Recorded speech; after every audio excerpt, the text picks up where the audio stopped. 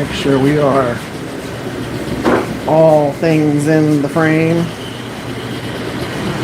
I'll move this drill press over just a hair.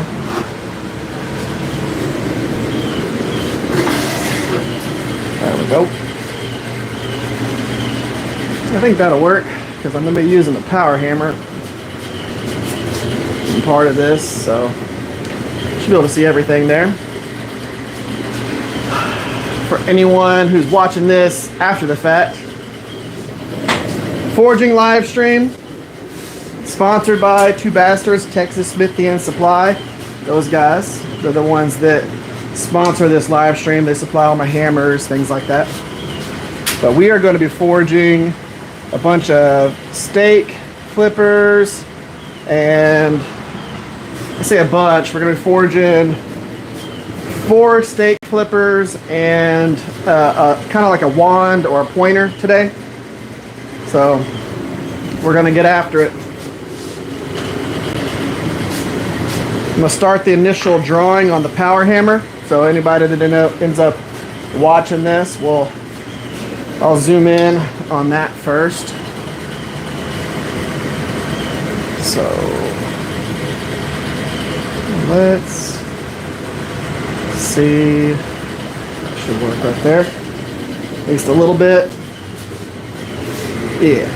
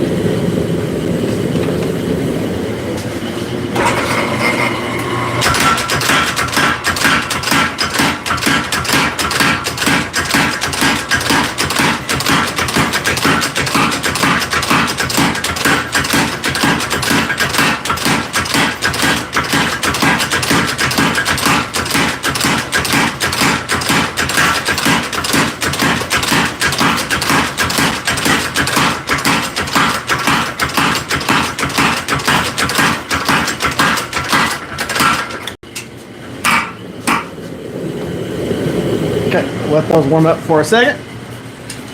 All right, so what's going on? What's going on? We are forging some stake flippers, which basically look like this right here.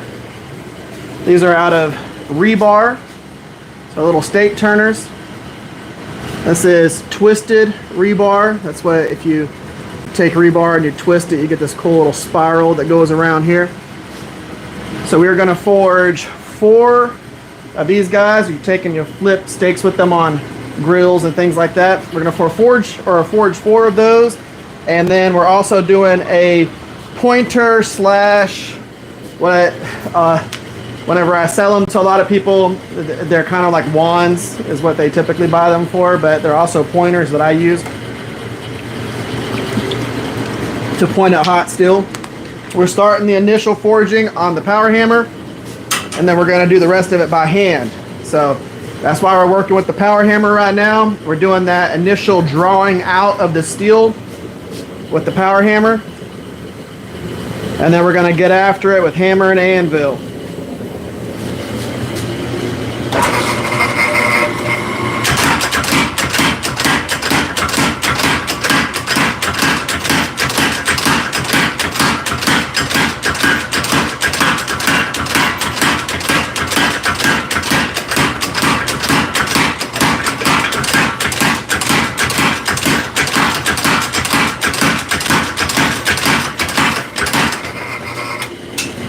So basically what I'm doing is I'm taking them and I am squaring them.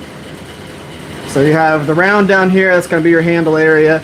I'm squaring it and tapering it as we go. We're doing 4 stake flippers and a wand/pointer. So we're using the power hammer to do that initial stretch for the flipper part. And then we're going to use the hammer and anvil to do the rest of it.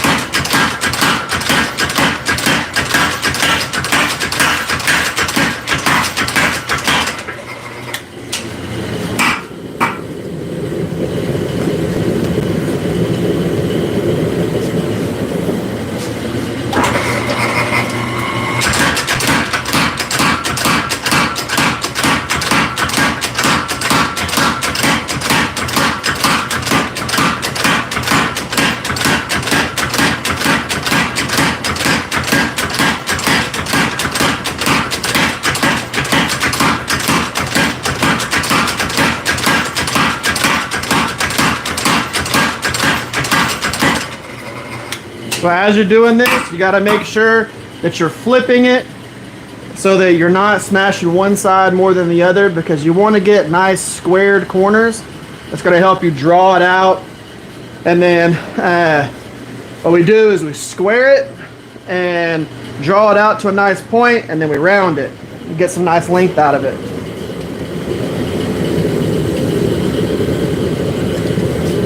These are going to be a little bit longer than the ones I did for this version right here. If you're wondering what a stake turner or a stake flipper is. And these are right-handed and left-handed. You got a right-handed one where the hook goes one direction so that you can naturally flip a stake, and then you have a left-handed one where the hook goes the other direction, so again you can flip it. So you make a right-handed or you make it left-handed. I'm going to make one of these left-handed because I'm pretty sure somebody's going to be left-handed that wants one of these. But yes, we're using the power hammer again to draw them out, and then we're going to do the rest of it, hammer and anvil, and finish pulling them out, tapering them, and doing all that stuff. And we're also going to be twisting these in the vise.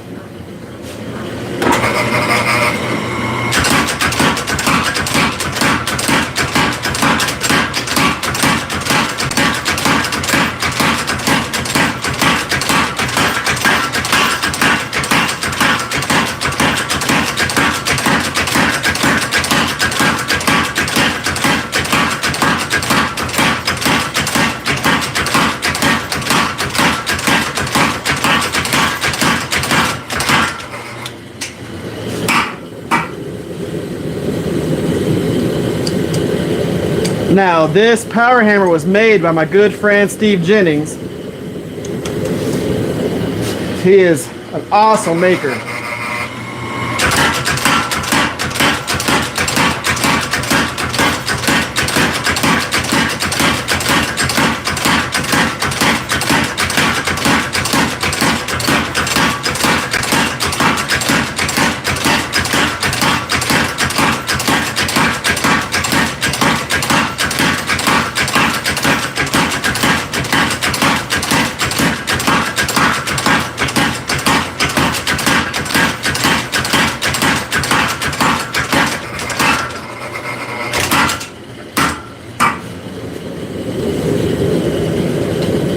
So what I have is I have all of these, because there's 5 pieces of steel in the forge right now. I have them set at the bottom, and what I'm doing is I'm starting on the right one. So I forge that one, it goes all the way to the left. The next one moves over. And we keep doing that cycle so that we keep the heat, the main hot spot of that forge, on the one that we need to work on next. So we're just slowly rotating them, kind of like a belt. So as we pull one out, one rolls off to the furthest to the right, and we just keep working it. And that helps us make sure we maintain the right heat on them. We don't burn them, we don't overheat them or anything like that. Bernard Hill, what's up, man? How you doing? So okay, it's cold winter.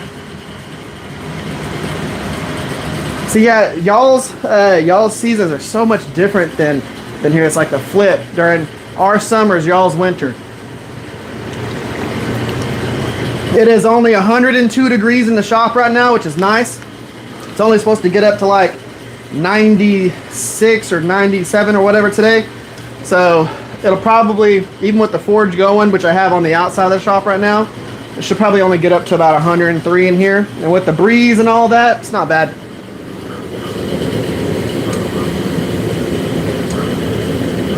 Let's get it going.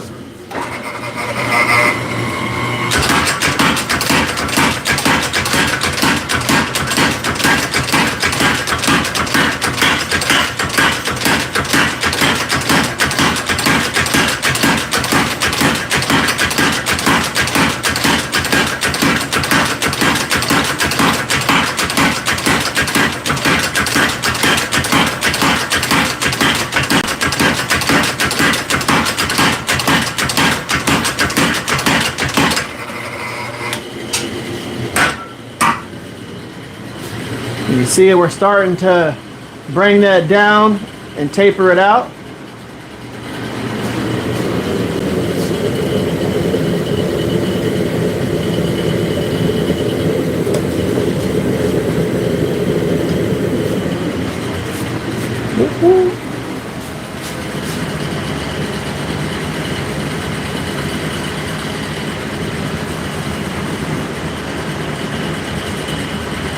There we go.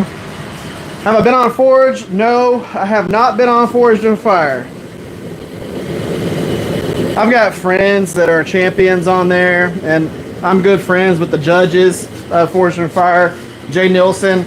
That anvil is actually designed by Jay Nilsson.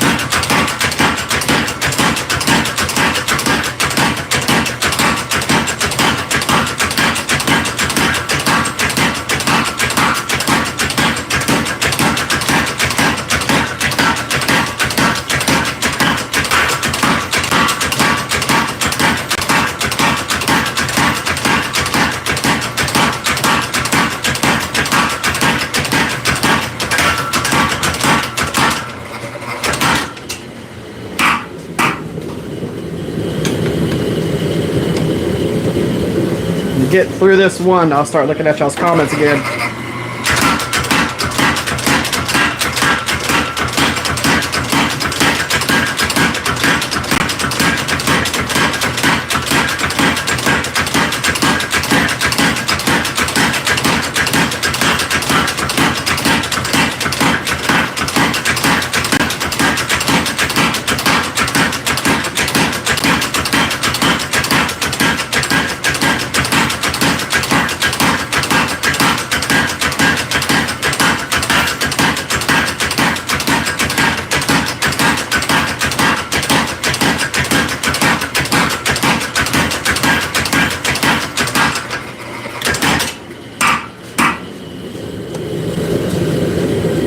Oh, nope, we had one more. Wish I had somebody reading comments and stuff like that to me while I was doing this.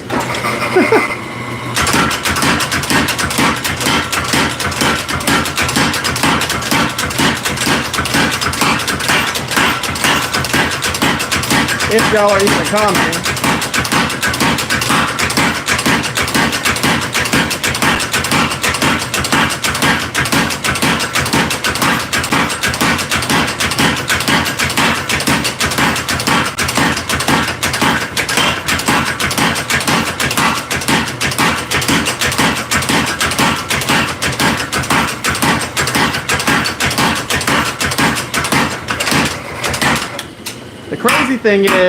The crazy thing is I do this in a neighborhood. Like, I don't live out in the middle of nowhere. I am in a neighborhood. There is a house there, over there. Luckily, they let me just do my thing. So let's see what y'all are saying here. Do I sell my work? Yes, I do. TheRiversExperience.com. So the Rivers Experience, just like the webs or the YouTube channel, .com is my website. Commentator who comments to comment. Nice, guys.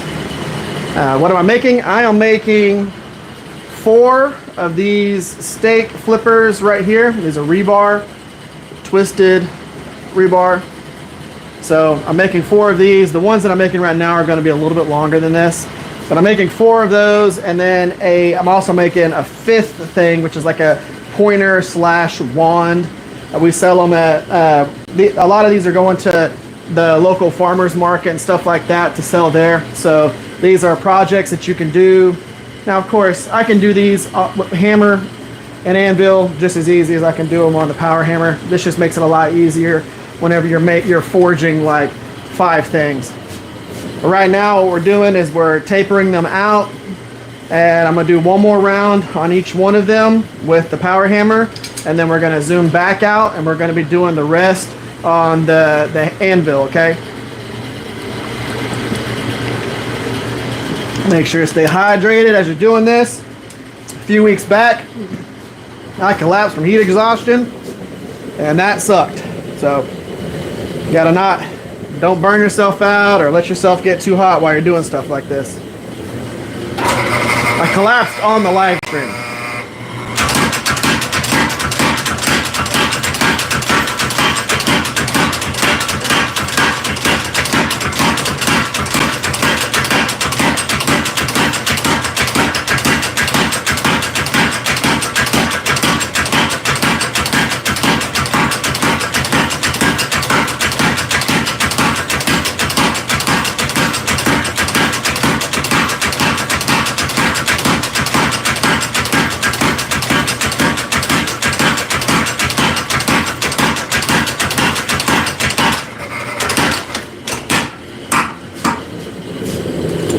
I guess when I say I collapsed during the live stream, but I was inside the house whenever I collapsed from heat exhaustion. But you can hear all of it happen on that live stream. It was a wild live stream.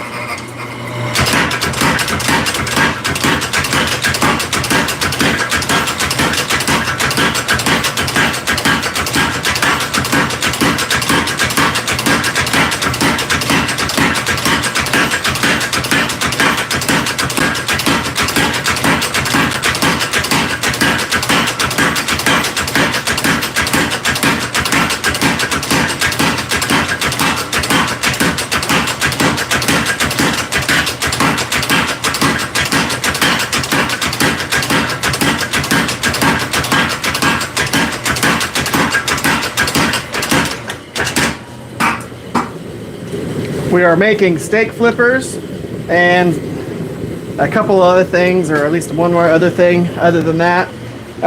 Right now, out of rebar that we're going to twist.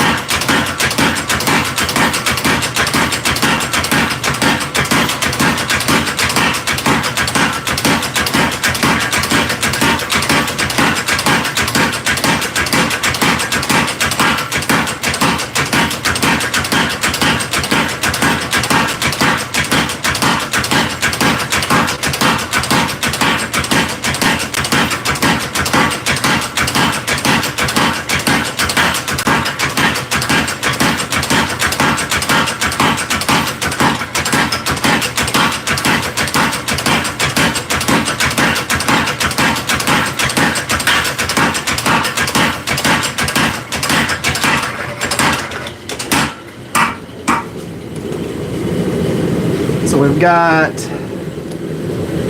2 more of these, and then we're going to start working on the anvil.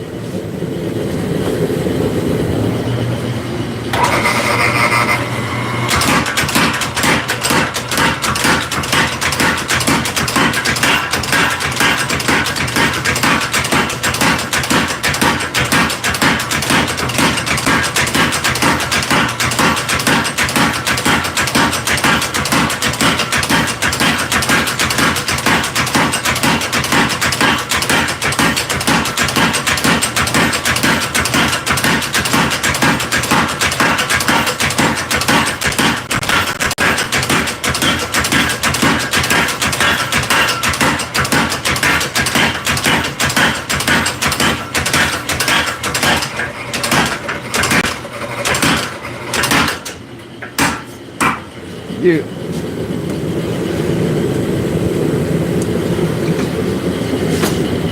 Let's do this. Well, I can go ahead and draw this out some too.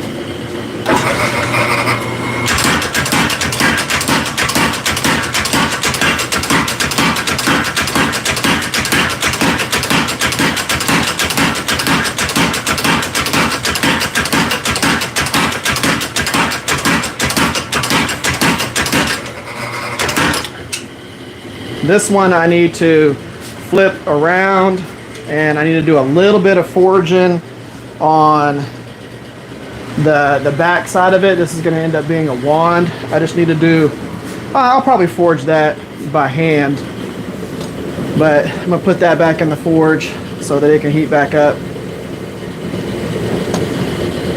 I just want to do a little bit of forging on the back side of it. That's going to be the pointer or the wand, and just bring that down just a little bit. I'm going to zoom y'all back out so you can actually see me forge on the anvil. What's up, Matt? How you doing? Okay, 3 knife. Nice. Let's see here. First batch of picks. Yeah, I saw those. Those were awesome.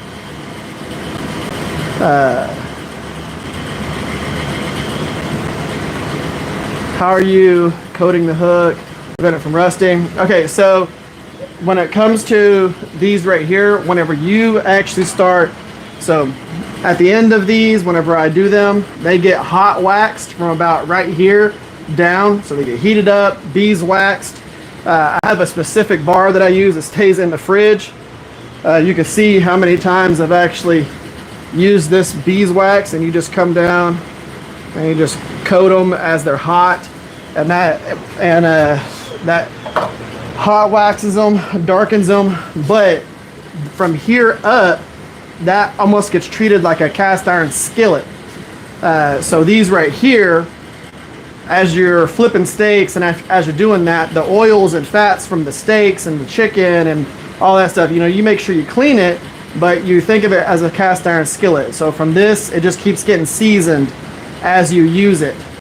And if you are worried about it at all you got to do is put a little bit of your favorite oil on there: avocado oil, olive oil, regular just canola oil, or anything like that. But this gets seasoned, this whole tip area gets seasoned just like a cast iron skillet.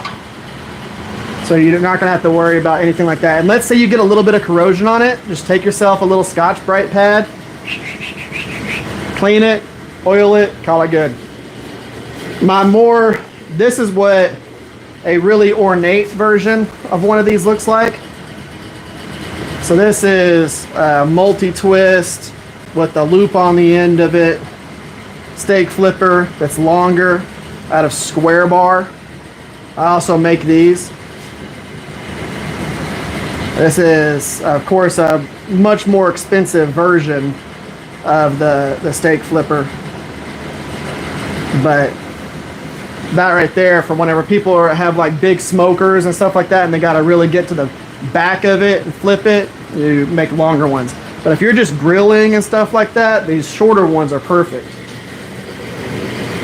I've been using it and I love them. All right, so now, for one, I need you to work your way down, Mr. Power Hammer. I don't want it just standing up there, so a little bit of aluminum.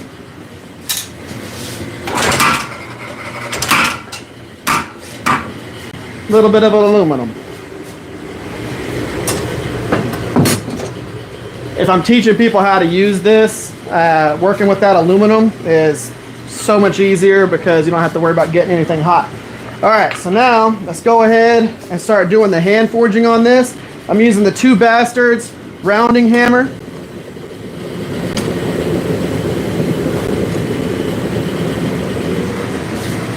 They're the ones that supply my hammers.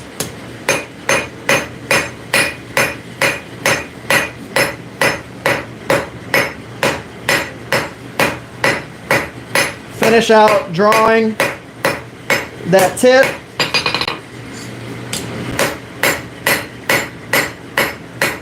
Make sure everything stays clean.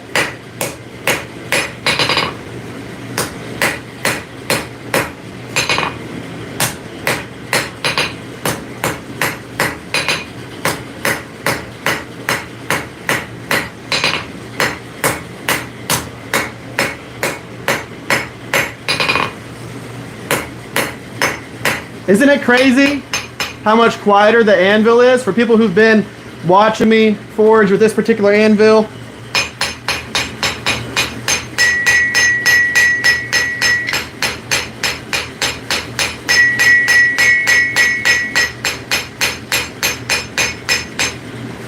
that little magnet back there, I've had magnets underneath it, on the side of it, all over the place. This little spot right here kills that much of that ringing noise by itself.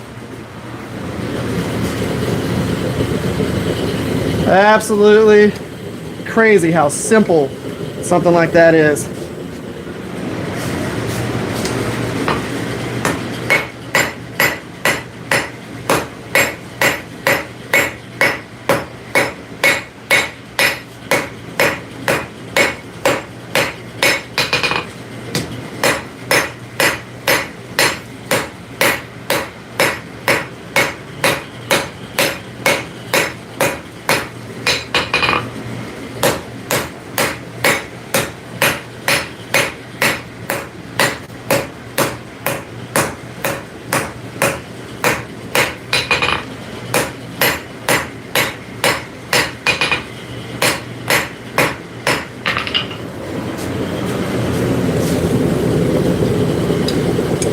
The nice thing about forging in a batch like this is you pretty much get to just forge constantly. If you haven't been blacksmithing that long, you really are probably like, I don't know if I want to do that. Not have any breaks. But you still got to make sure to give yourself a break here and there. Because if you haven't been doing this very long, you'll get a cramp in your arm. I should say your elbow.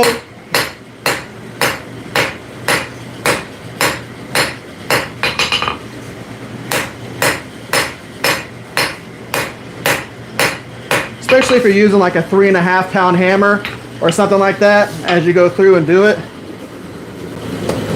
Because what ends up happening is this muscle right here, that's pretty much the one that helps you swing. It's this this muscle right here will start cramping up on you from bringing it down. And for me, I use my shoulder, my elbow, my wrist, the way it flexes in my fingers, all that stuff as I'm forging. I'm using the whole body, and you'll see me, I'll actually dip down as I'm going and use my legs, and it keeps you to where you can forge for, 6, 7, 8 hours.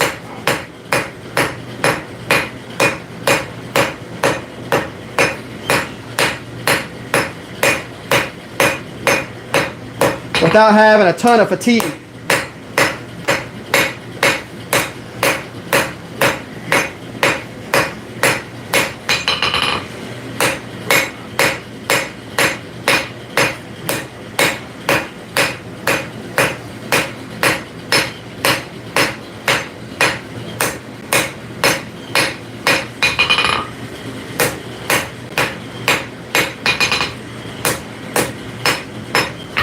And we're just really drawing them out right now, keeping the corners square.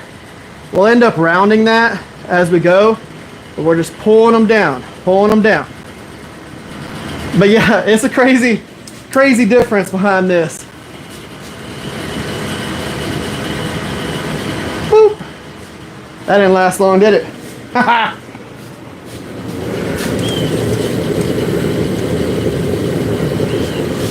So what happens is, what I've learned is anything in the upper 200s, you typically get a little bit more trolls than normal.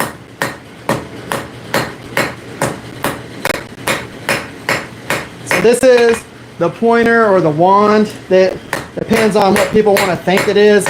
I use them as pointers whenever I'm working with hot steel and showing people where to hit or what I'm doing.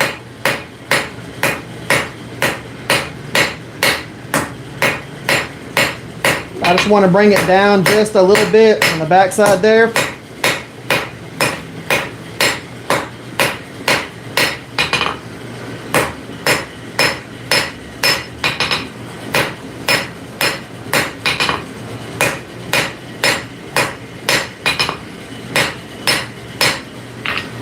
So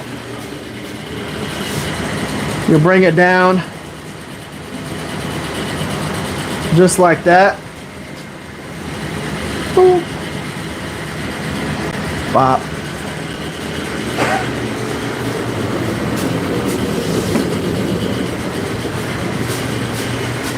There. Now we don't have to worry about that. All right.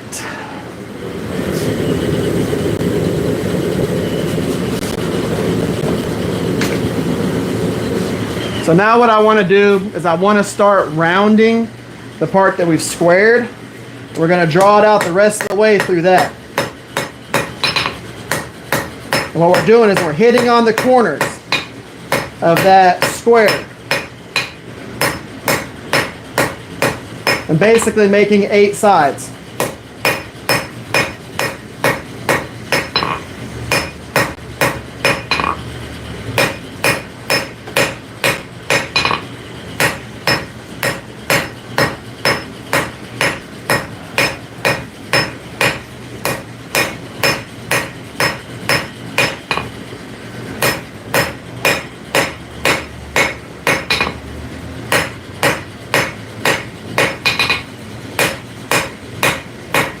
So I have some people that ask, why do I hold the hammer all the way up here?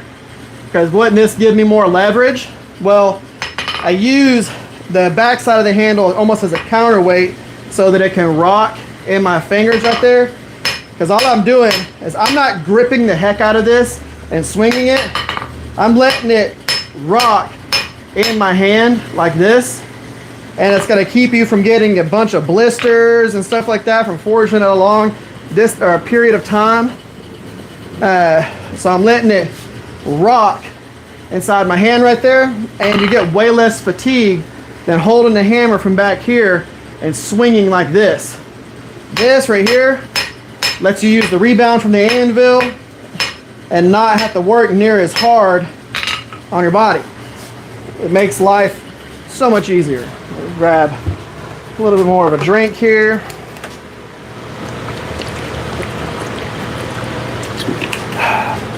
There we go. Stay hydrated. Super important when you're forging at 104 degrees in the shop.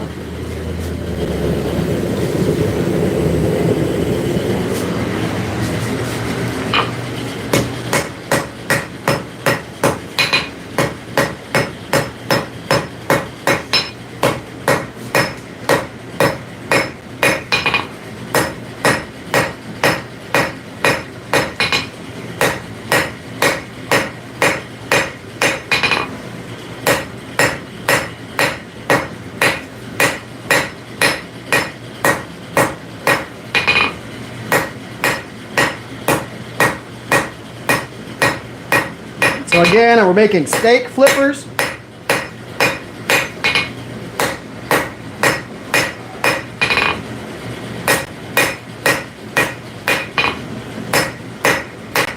And right now we're forging to a point.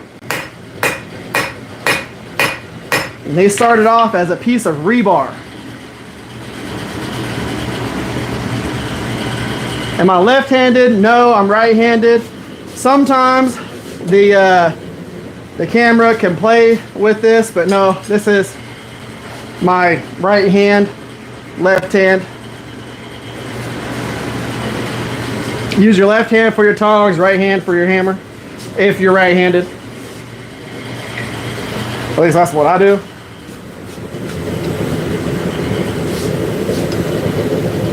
Don't want to tell anybody how they have to forge or anything like that. So basically what we did was we turned the end of this into a square, and now we're knocking the corners off that square and turning it into an octagon.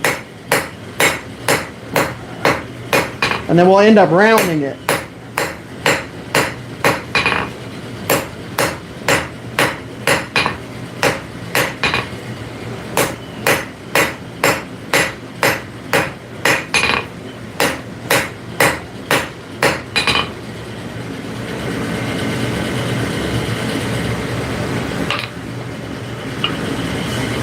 Let's see here. Let me pull that tip off. Okay.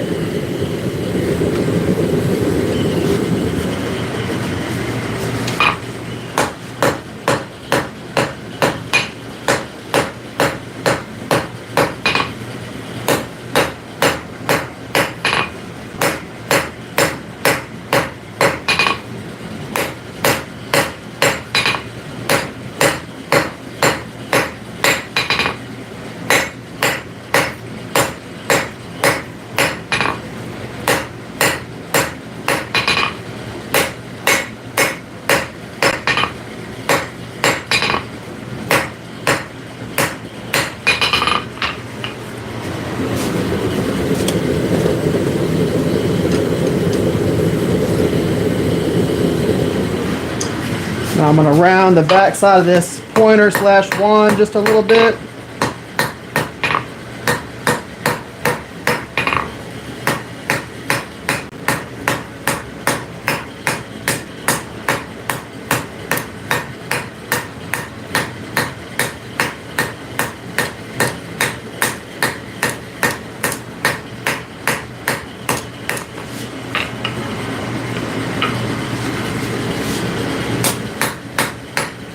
Light hammer strikes on this because we're just fine tuning.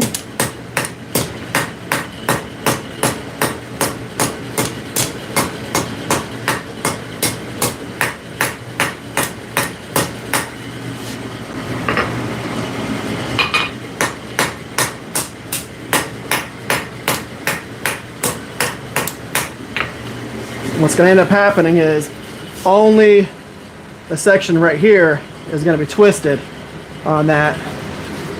I don't know, I might twist a little bit of the square section. We'll see how that goes.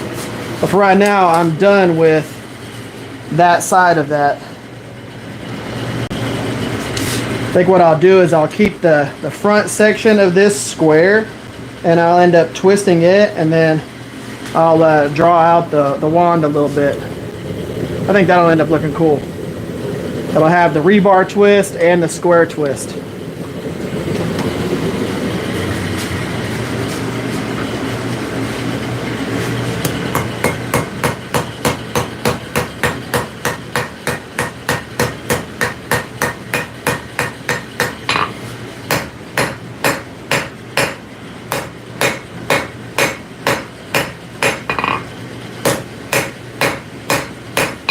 want to fine tune the taper from the rebar down into that, what we had square. That way it has a really smooth transition between the rebar and the taper. That way it doesn't look weird or awkward or anything like that, because you want it to have just a nice transition down into the taper of that.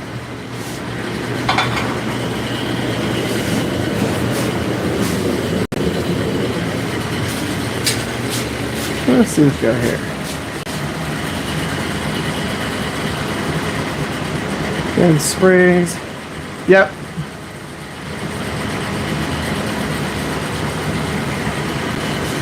I don't know why it flips the image. It's so weird that it does that. It's like whenever I film, it flips the image for me and makes sure everything's good.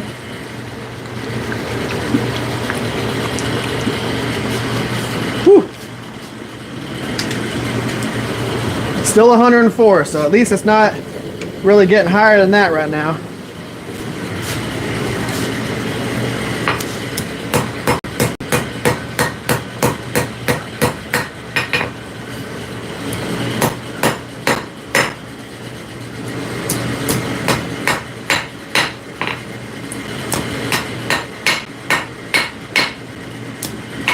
So I'm taking the end of this off. One of the things you got to be mindful of when working with rebar, give me 1 second.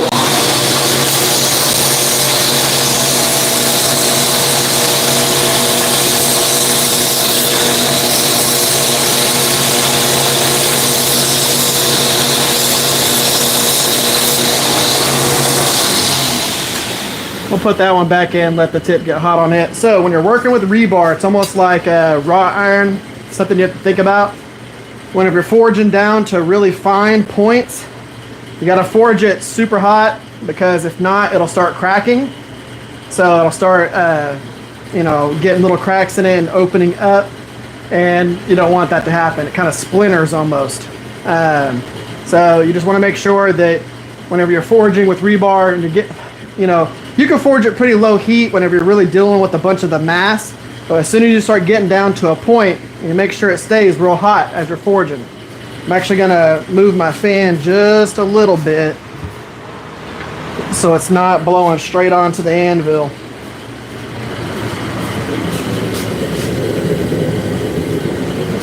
So that's still hot. Come in.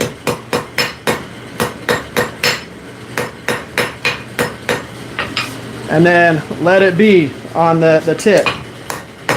The mass though, we can go ahead, forge on it.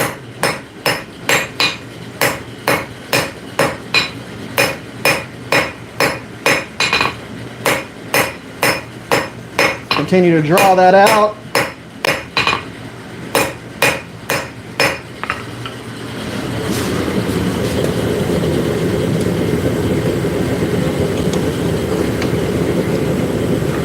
I've got to take the tip off this one right here because it opened up on me the last heat. All I'm doing is just putting it on the edge of my anvil and hot cutting it.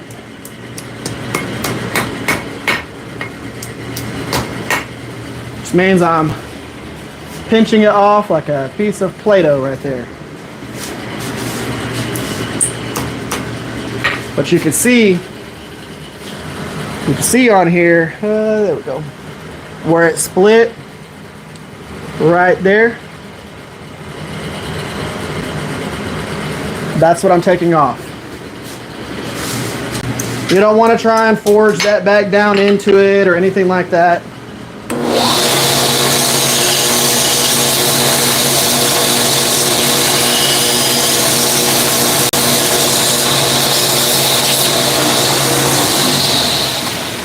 And I just take and clean it up, put it back in the forge, let that part heat up. I'll work with the one next to it for a second while that heats up. I just want to keep in the right cycle of what I'm working on.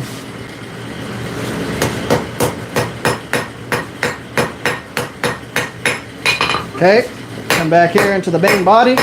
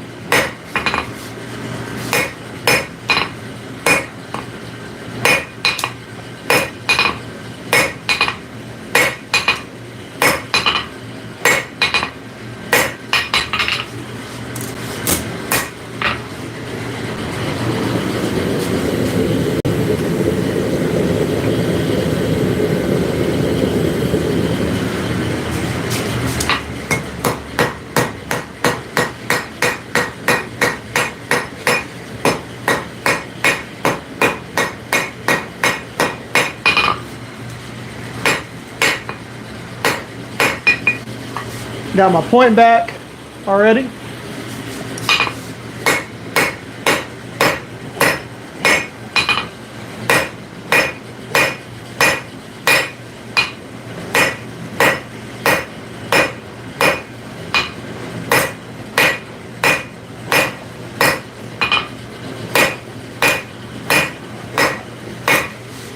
Get a little bit of length out of it.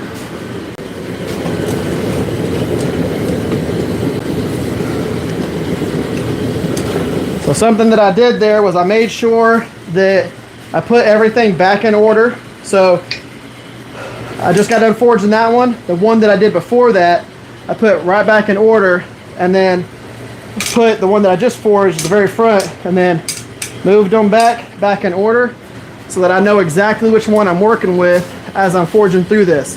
Which ones I had to clip the tip off of, so maybe I need to add a little extra length to it, and forge a little bit further into the rebar, just a 1/4 of an inch, to be able to get that extra length so that they're still similar length.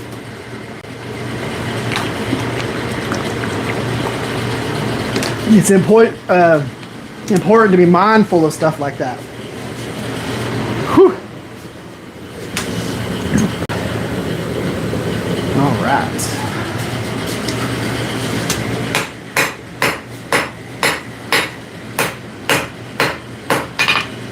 Go on the corners.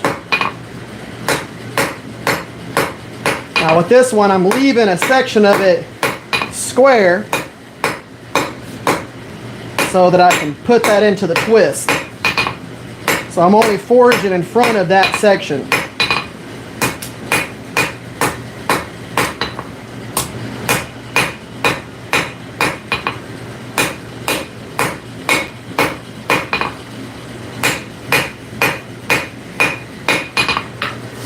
Back in the forge.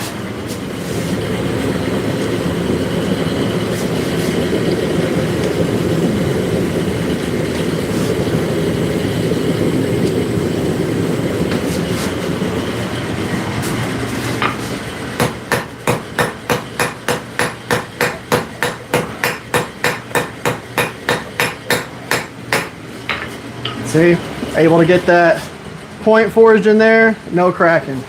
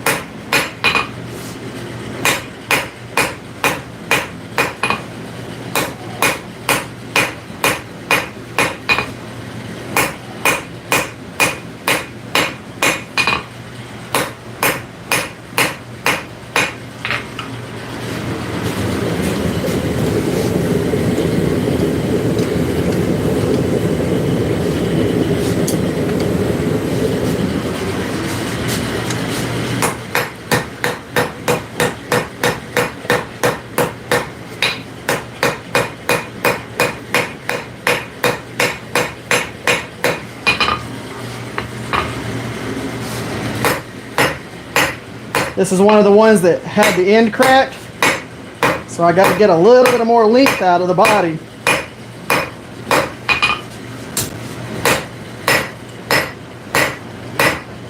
Bigger swings at this point.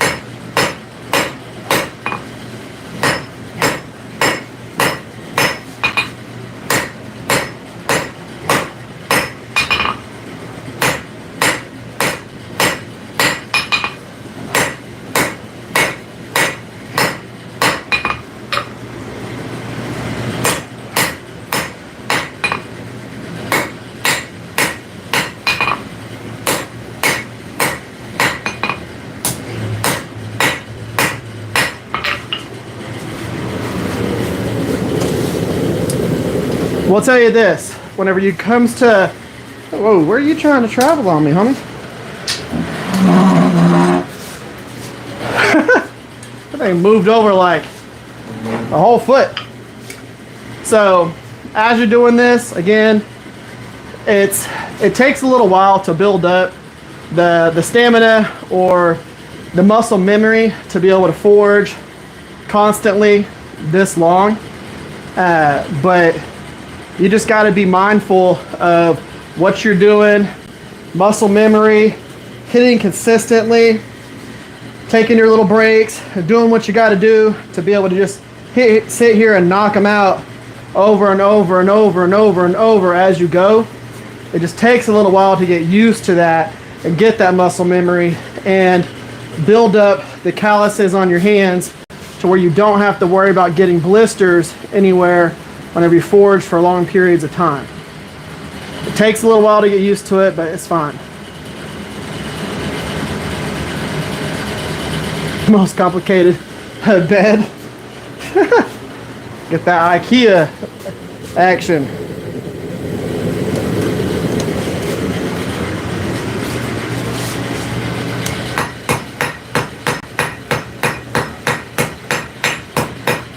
Okay, that tip is exactly where I need it to be, pointed wise.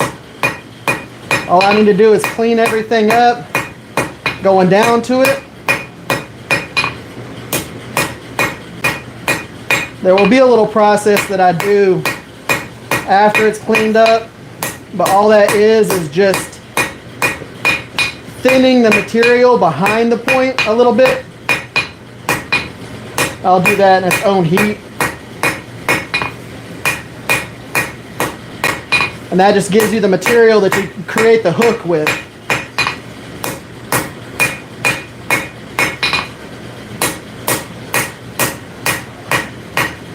So now I'm just kind of rounding the edges, planishing it, making things smooth. Any hard angles that I see, just hammering them down in. You don't want the steel super hot whenever you're doing this phase of it. When you're doing this planishing, you need the steel to be cooler.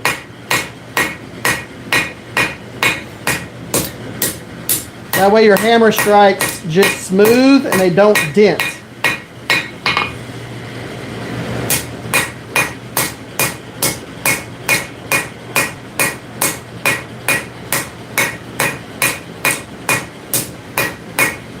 And cleaning up that transition between the rebar and the taper.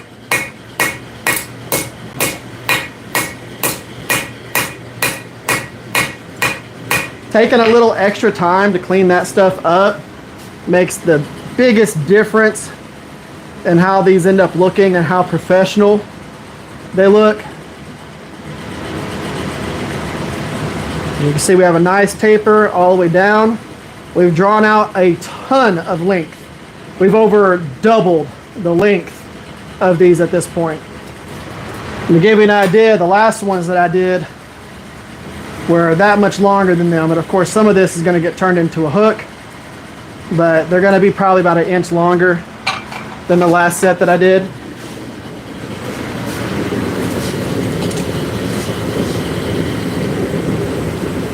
This is the wand.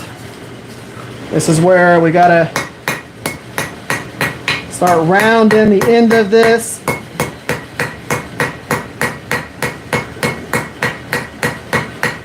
We're rotating the tongs in our hand 360 degrees. So I'm not doing this. I'm actually just rotating the tongs in my hand as I go around that.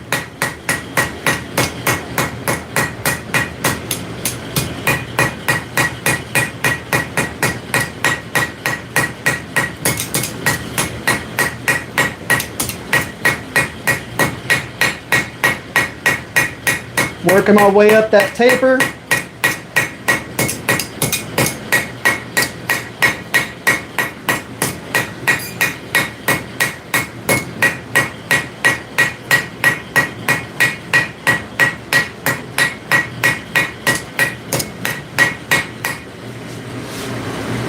Got that nice and rounded. One of the things that I need to work on next is cleaning up the transition between the rebar and the twist, or the rebar and the flat section that I'm going to twist.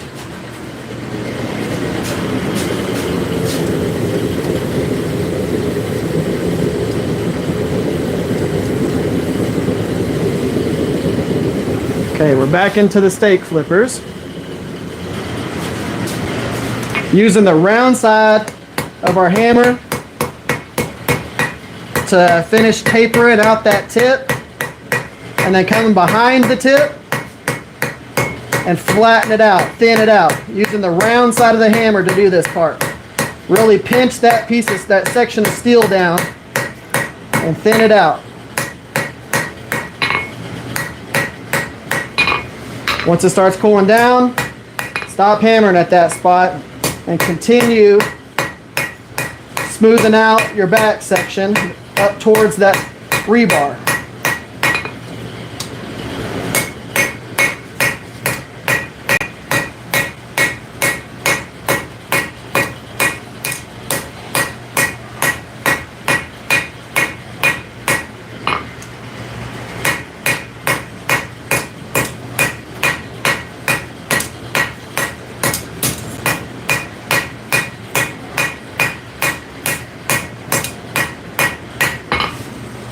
Now you don't have to go as crazy on the smoothing as I do if you don't want to. They still look nice and rustic whenever they got some decent hammer dents in them and all that. Some people like that texture. I want mine to be a little bit cleaner because I have the ability to do so. But don't feel like you have to make them like I make them. Just use what I do as the basis of this.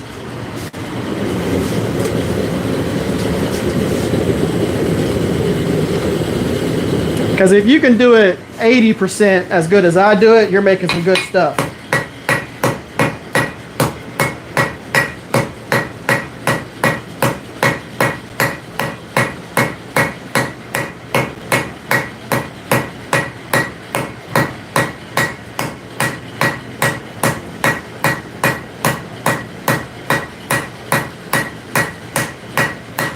It's not me trying to toot my own horn. That's just me letting you know if you can do that, you're doing a good job.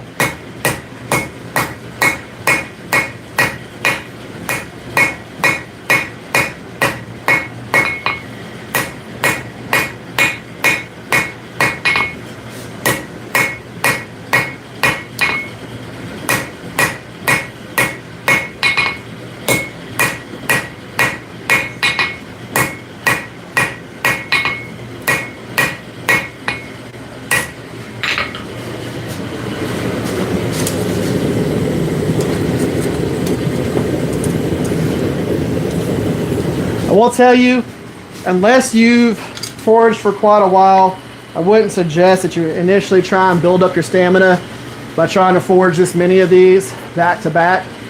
Wouldn't suggest it.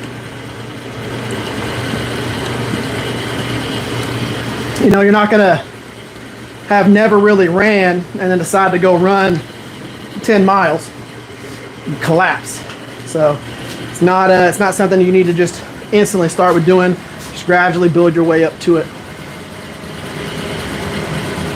So you would think that this right here is uncomfortable. That right there, here's the deal. If you watch how I'm standing, this is me fully standing up vertical. All right? This line is straight. Shoop, shoop, shoop. I want you to watch something. Shoop, shoop. Same thing if I do this. It looks like I'm hunched, but everything is where it needs to be. Whenever I do this right here, I'm not doing this. Right here, I'm spreading my legs, getting down, and foraging. So what I'm doing is I am dropping this knee, bringing myself closer to the anvil. Okay? Dropping the knee. I can bounce, do what I'm doing, but my back isn't hunched. I'm not doing this. Back is still straight. I'm doing my thing. So you'll watch what you're doing. When you're doing it, you'll be good. You can forge for 10 hours if you need to.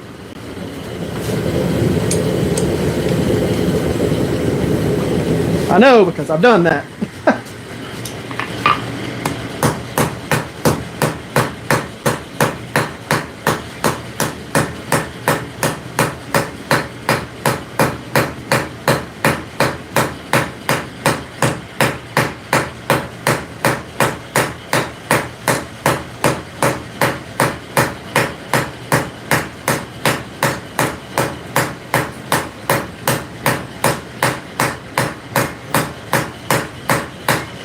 So I kept that going so long that I kept the actual heat in that zone.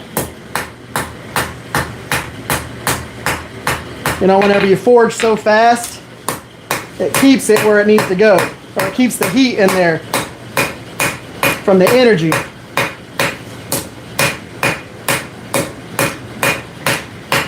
You'll see it almost light back up and go back up to a brighter red.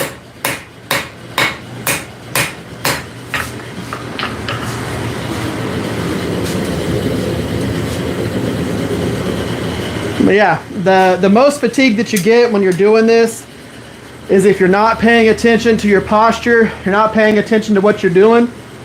But I need my anvil this height for whenever I'm taking big swings. I know when you get to here, that's too far past the rebound. From here, you can easily rebound back up. Once you get past here, your body wants to keep going this way. Wants to go past. Right here, you're good. I like this height on the anvil, and then whenever I need to fine tune something, I can stretch my legs out a little bit, bring myself down, and just fine tune it. But you'll see my knees move a lot whenever I'm doing this. I hop as I'm doing it.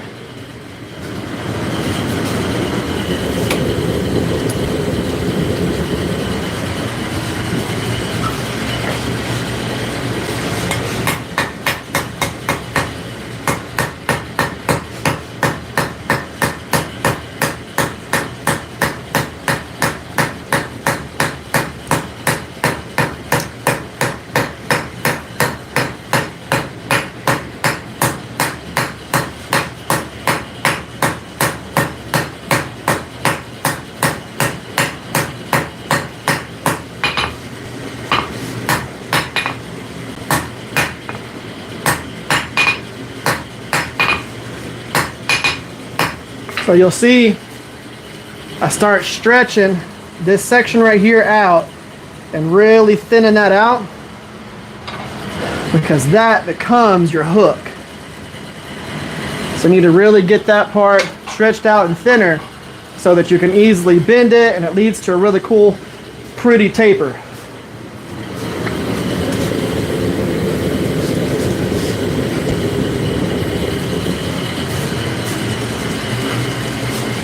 So we're gonna smooth this transition into the square to the circle.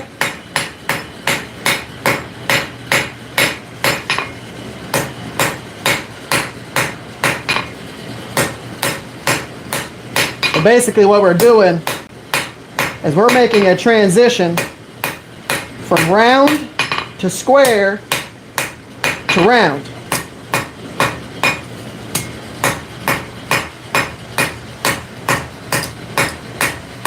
It's going to give me a cool little twist section, which will look really nice.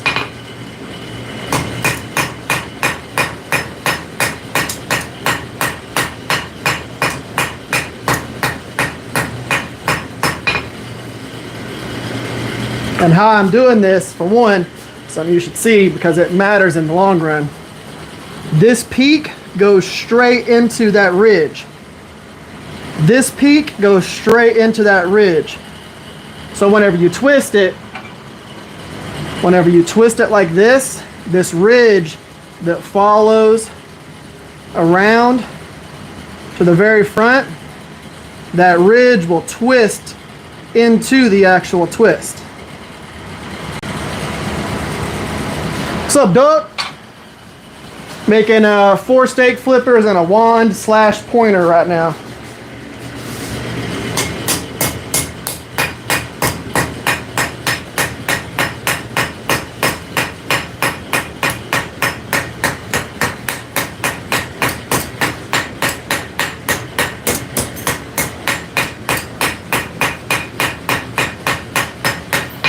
This is the wand, of course. It's going to be a shorter little guy.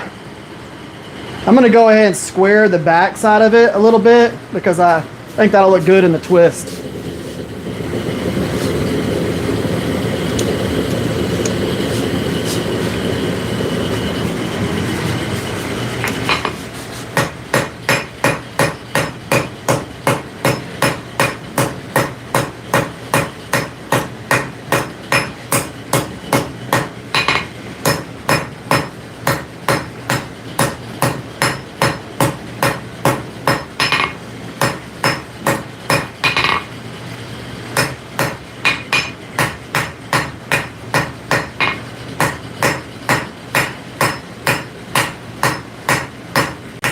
You going live today, Duck?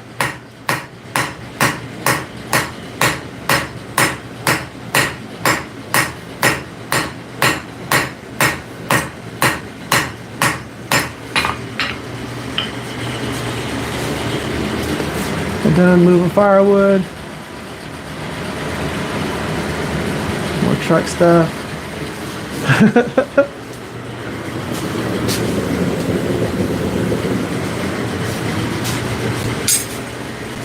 Hey, look at this, Duck.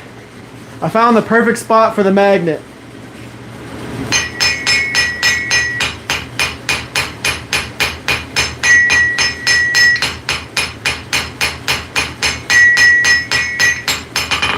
See, even here.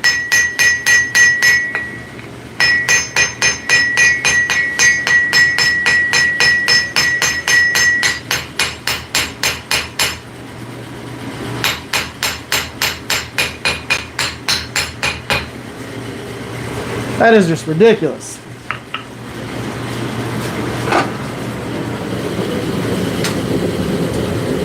I also have that rubber pad underneath it now too.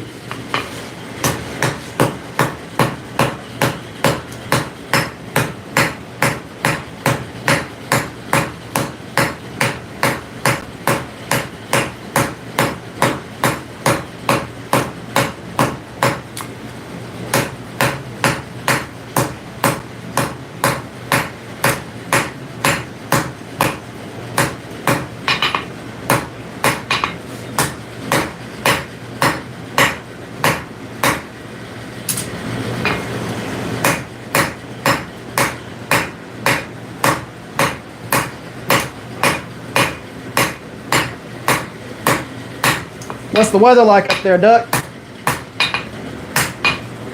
It's only supposed to be in the 90s here today.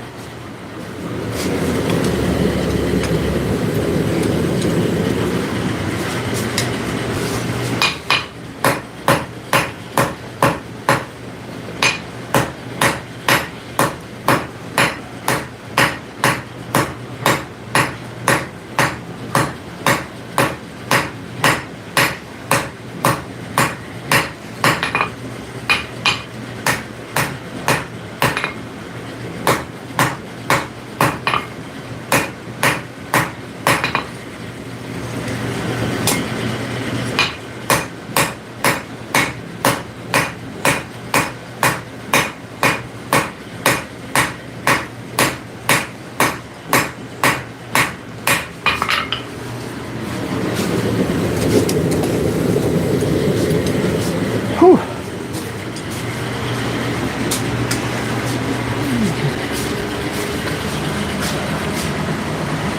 Very nice 70s, low 80s. Hell yeah. We're supposed to dip down into the 80s here over the next few days.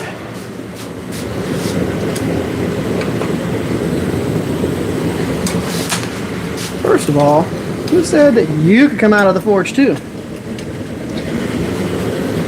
Get back in there.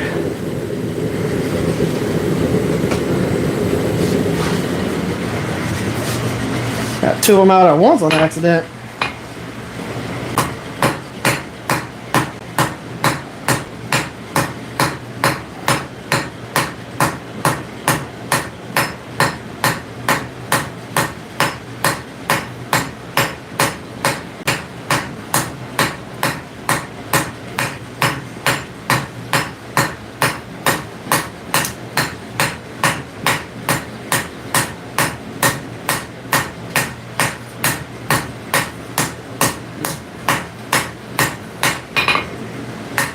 Just go through, clean it up, make sure you're taking all those sharp corners off.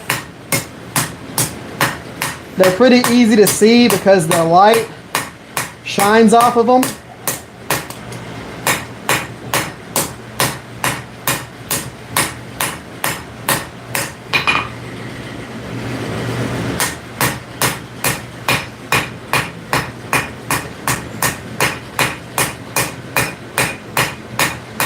So I'm making all of these to take to a farmer's market that we have here, that we got a table at now.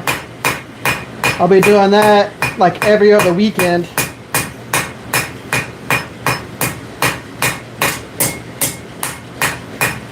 So I'll be forging steak flippers like a son of a gun for a while. Because every show I go to, I sell out of these in the first like hour of the show.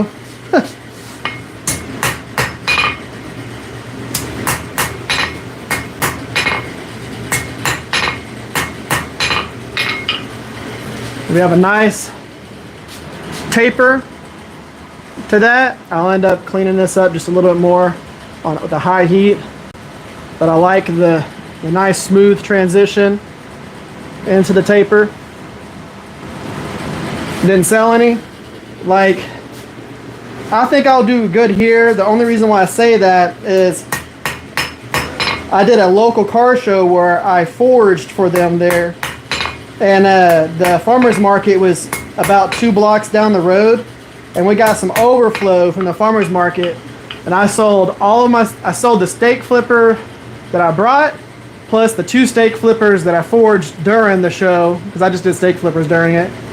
Sold both of those that I forged live, and I sold a knife. I was like, what the heck is this? This is just a car show. Why am I selling all this stuff? It's awesome.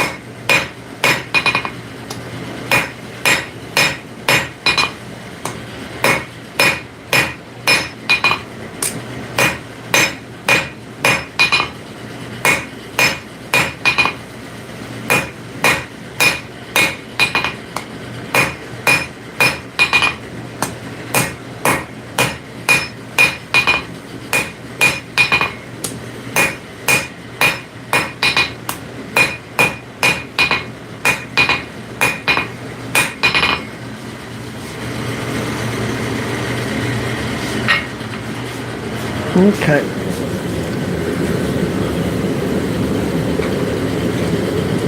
God, just breathed in a ton of hot air. That was uncomfortable. That sucked.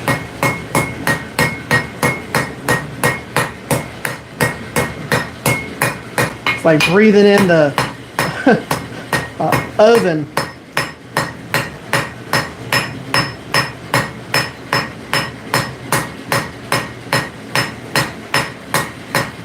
cleaning up that little narrow point. Work my way back up into the taper. Smoothing all the sharp edges out again.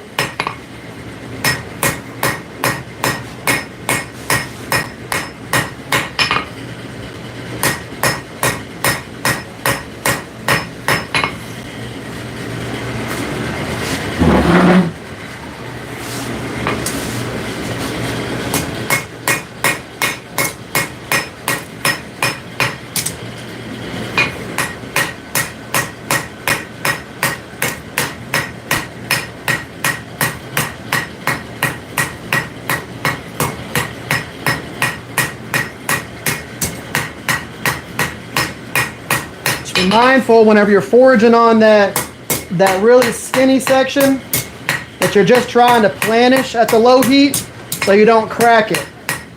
Because again, you forge on rebar that's really thin at a low heat, you'll crack or splinter the steel.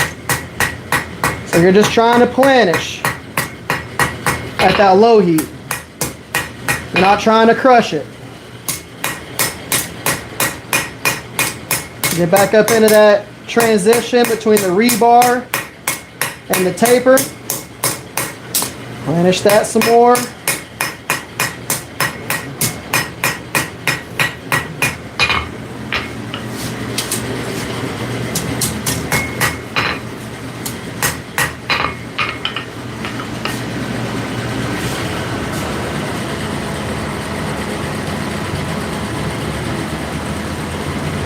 See people wanting a bargain. Yeah, so when it comes to stuff like these, I sell these for like 30 bucks. They're not, I don't price them at a ton of, big box or anything like that. As a matter of fact, some of the rebar ones I'll probably sell $25 a piece. The more intricate square ones like this right here, these go for 30 to 35 bucks. So like the triple twist or, ones that I do the hook on the back or the loop on the back so you can put them on hooks or whatever. Those sell for 30, 35 bucks. I could probably sell them for more than that if I asked for it, but yeah.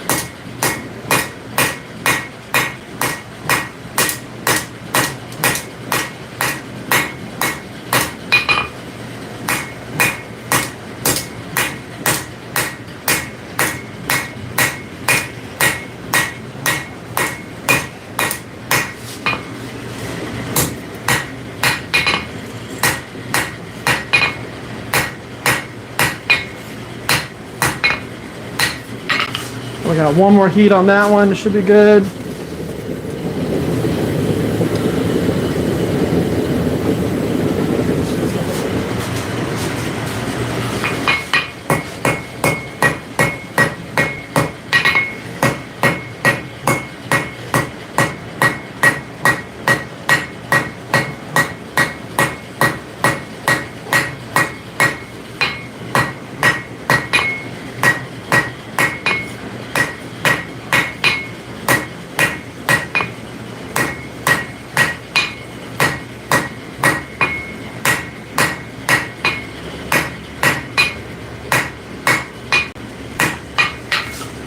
So y'all want to see something kind of cool?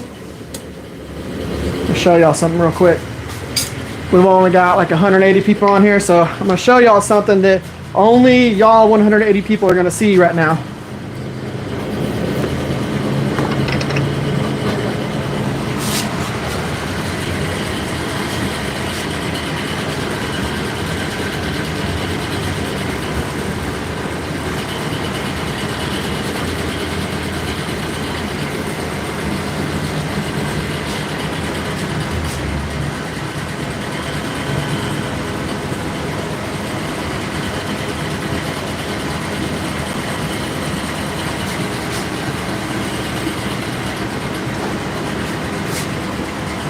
So that is my Knife Makers Challenge, the YouTube Knife Makers Challenge build.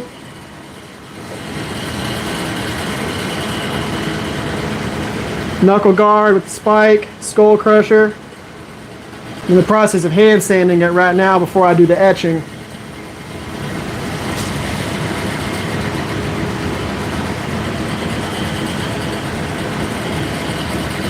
So this right here is what I'm making for the YouTube Knife Makers Challenge. Look how straight that thing is.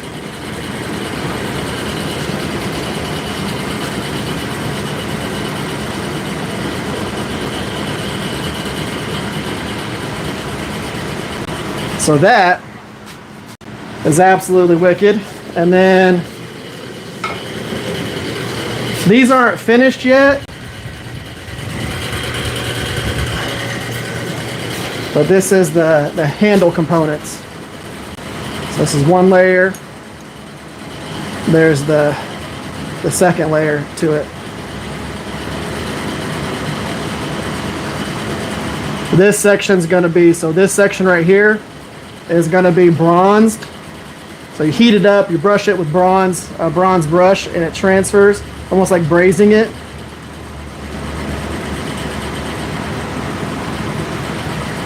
So that, plus this layer right here, and then the pins are going to be copper, and I'm doming every single one of the pins. So the pins on this will also be domed, and then the pins up here will be domed. So it'll be brass, copper pins, and then the burlap micarta. All of that layered. All of that layered over this.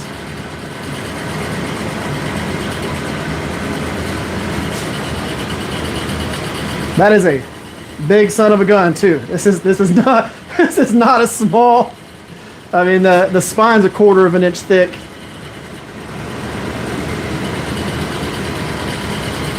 But yeah, this is gonna be the only one like it out there. I looked. There's not another one.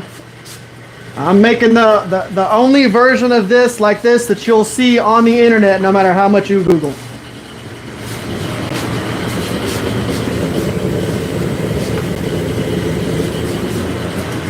It's always my goal. I love doing stuff like that. Y'all are the only people I'm showing that to before the video releases.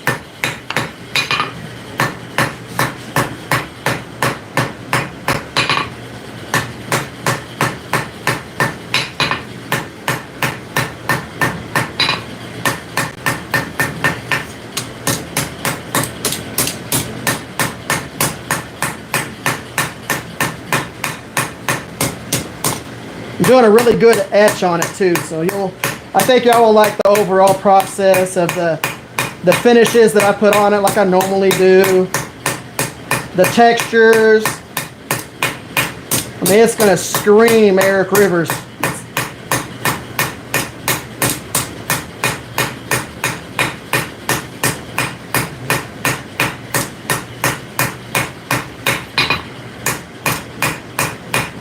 Saying I'm a judge this go around, so y'all don't even get to vote for it.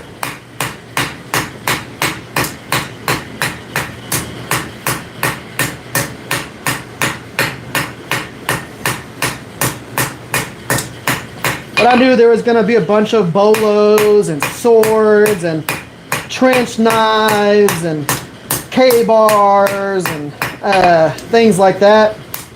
And I was like, man, I'm just gonna take all the cool blades that I've ever seen in like military fighting, you know, pirates and all this different cool stuff, and I'm gonna make my own thing with all the stuff that I like from those other military weapons throughout the years. And I'm just gonna make something wicked that I would want to have if I was in the military, if I was in a trench, if I was on a pirate ship, if I was, you know, in a wartime scenario. What would I want? And that's what I made. You know, I created my own box. Instead of trying to just think outside of the box, made my own genre.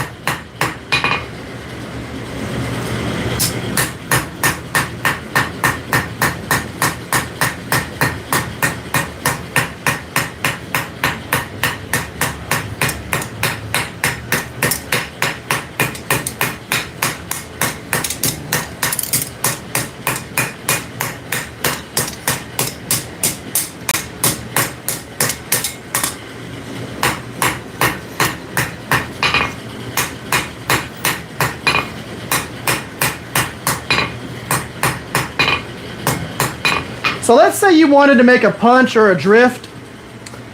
A lot of what I'm doing, these techniques are what you would do if you wanted to forge a drift and have it be smooth and have that nice taper, or a punch or something like that. If you were going to do that, a lot of the same processes here. What's up, Jig?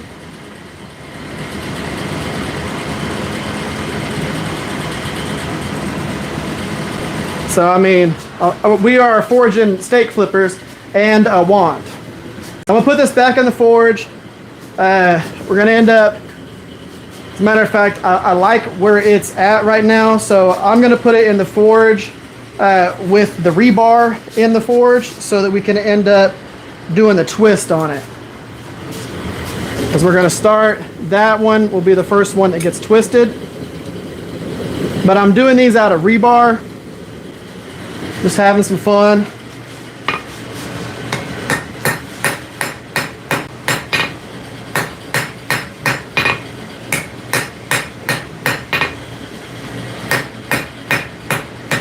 They make for a really cool twist pattern.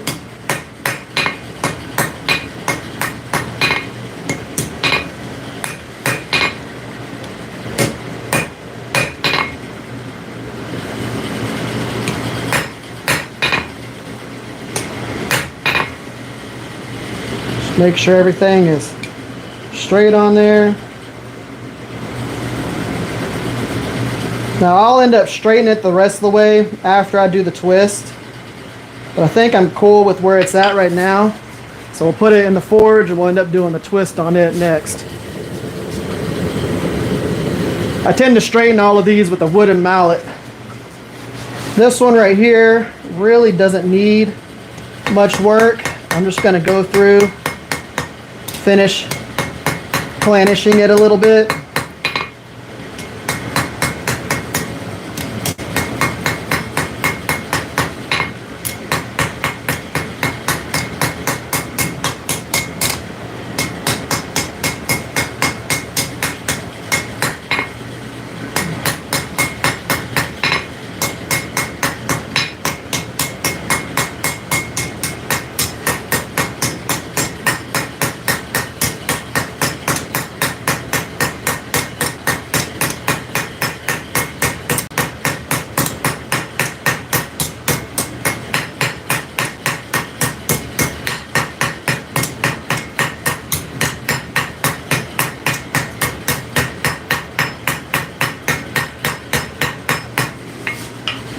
Okay, with this one, we're pretty much good. We can put it in the forge in reverse. Get ready to do the twist on it.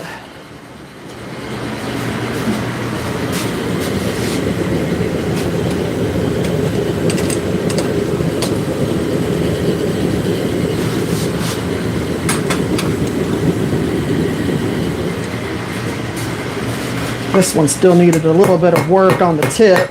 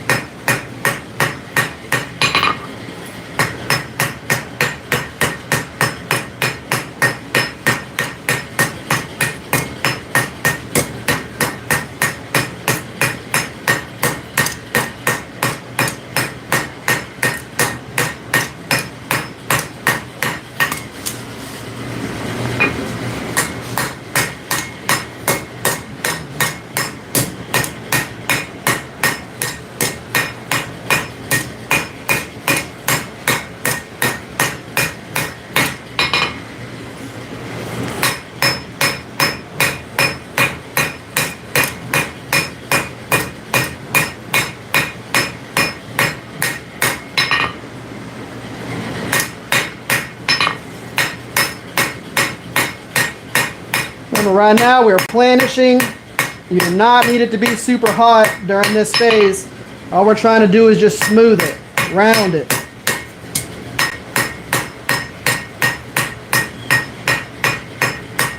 We're not trying to stretch anything out. We're just planishing, smoothing, rounding.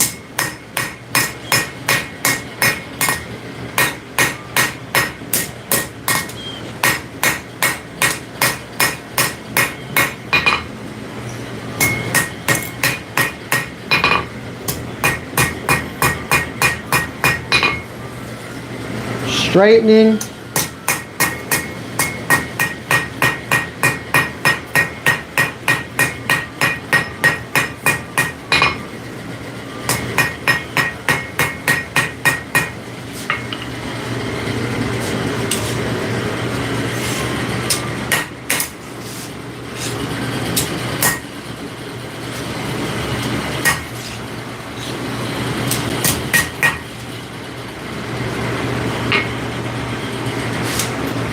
Take that, put the rebar side, the pattern side into the forge again, for that one.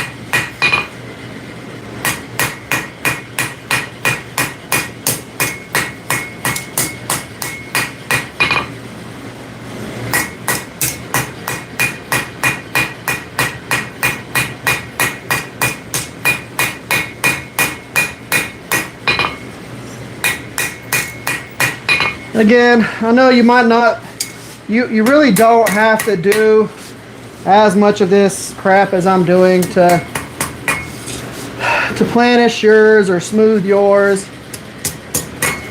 I'm already here. I figure why not make your taper as close to perfect as possible. If it takes me an extra, 5 minutes to clean something up, round something, smooth something off, why not do it?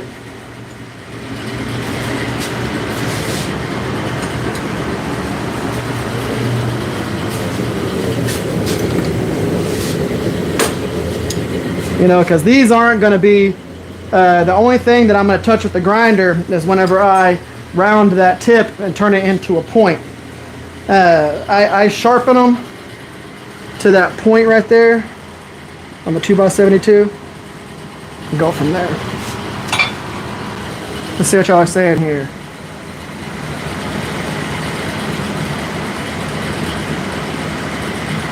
Breaking that, doing that cold. No, I'm just planishing at that point.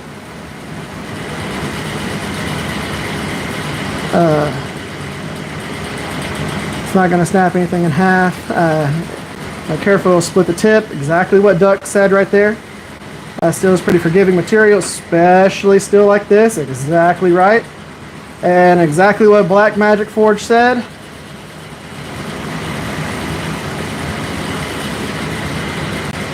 Yes, thank y'all. Y'all already answered the comment. Good job. Thank y'all for doing that. But yes, exactly what they said. They are correct in that thought process and what they were trying to explain.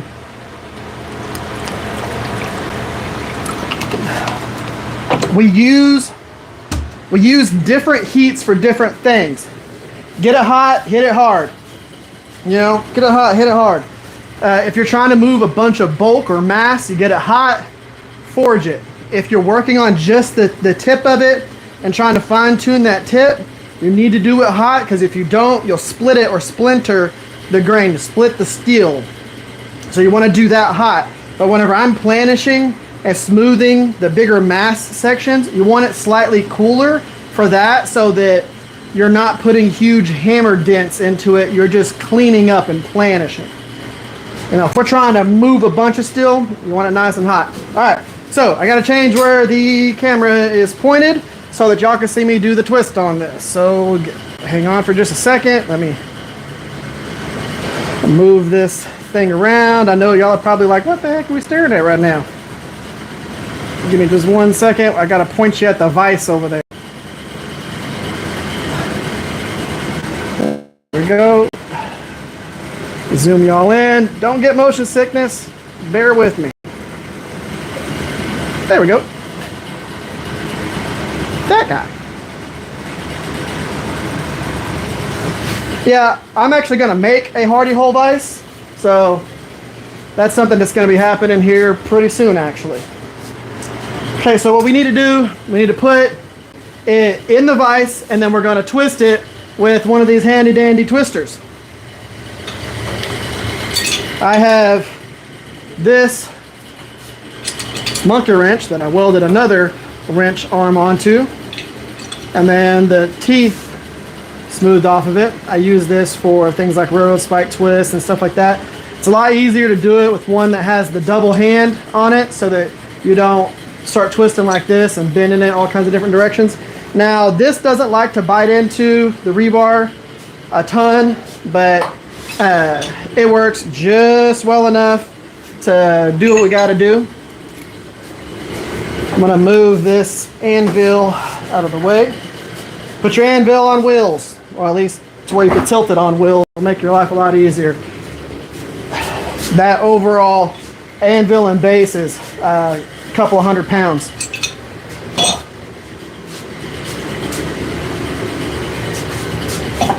Wire brush. All right, y'all ready for this? Let's do some twisting.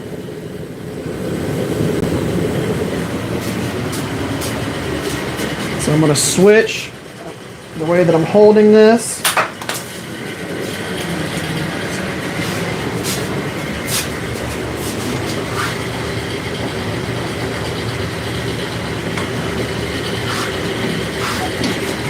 clamp that down.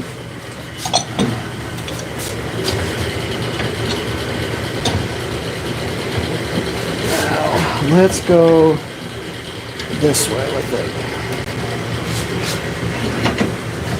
It's not super easy doing this with round material.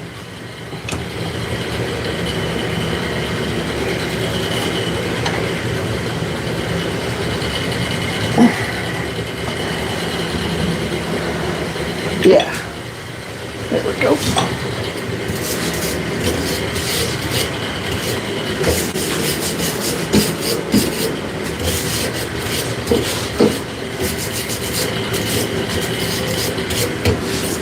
Clean all that little forge scale off of there.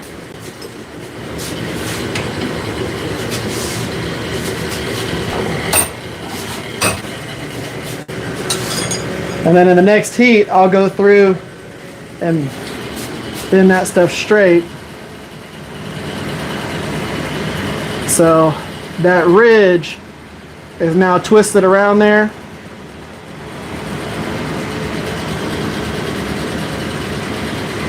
Nothing too absolute crazy, just enough to give it a cool little design. And if I want to, I might heat it back up at a different time and twist it again. As a matter of fact, I think I am going to twist that just a little more. So I think 360 degrees would probably look really cool. So I'm going to heat that back up and I'm going to twist that one again. Now this one's the wand. It's going to be a little different. And it's going to be a lot easier to twist because I actually have part of it squared. So it won't spin in the vise at all.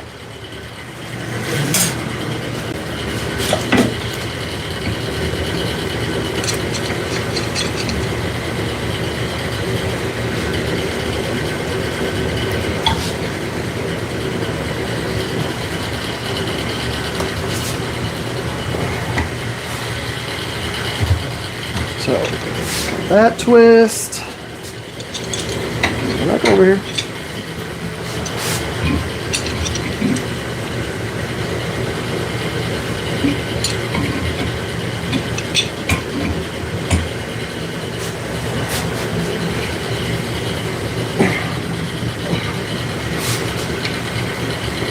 Okay.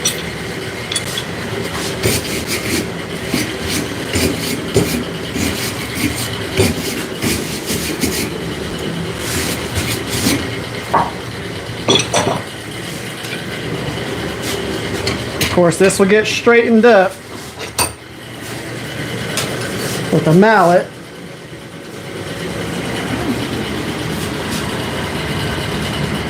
But you can see that this ridge of the twist goes up into the ridge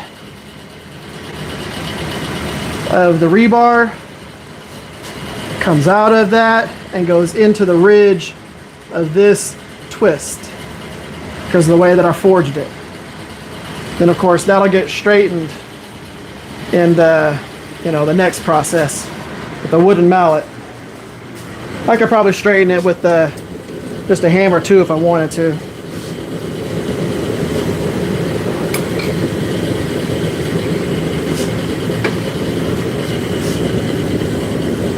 Okay. So now I've got a little bit of a better idea of how I want to do the twist on these.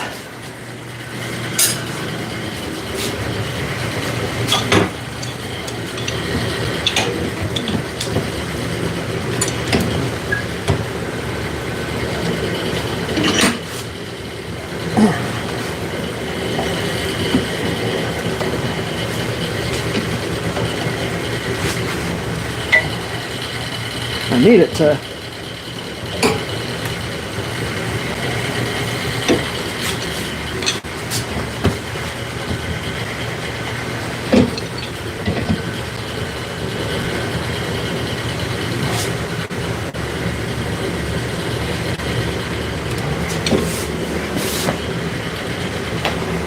yeah, I like the twist on that one.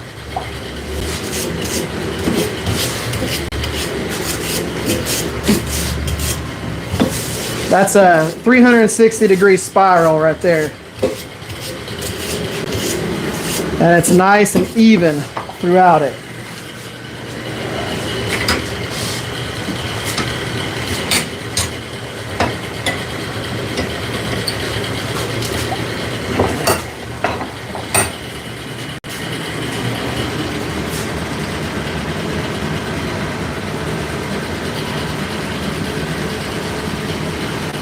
Now, I'm not worried about this section right here because that will get forged smooth.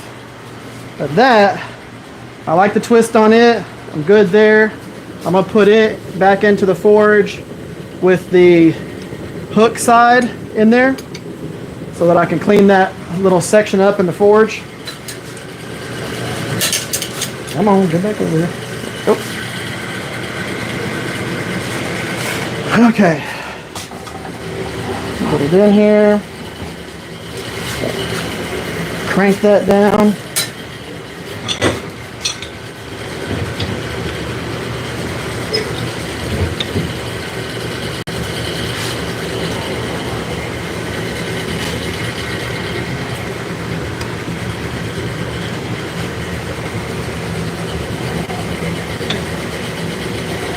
Yeah.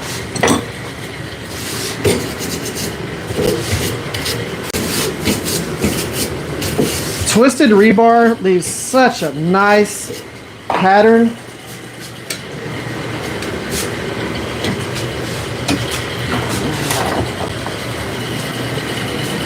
I just love that pattern. On good metals to McDonald's out springs and bearings, exactly what he said. Let me actually adjust the messages here. There we go. Sorry about y'all being all up, you know, that close to my face.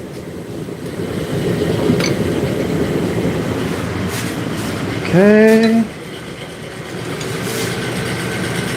All I'm doing is just pull them out of the forge and then switch into how I have them gripped. And my tongs. And then cranking that down so they don't spin in there.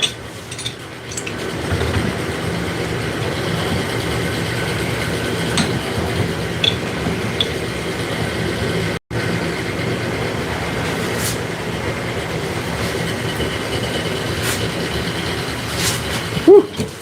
A little bit of forge scale up in the sock.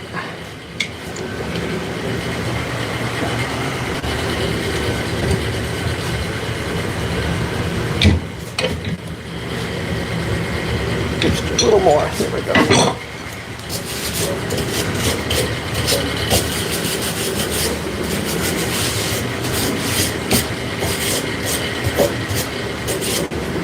Some people wonder why I do all of this stuff in shorts and a tank top and not like blue jeans and like a long sleeve shirt and an apron and all that stuff.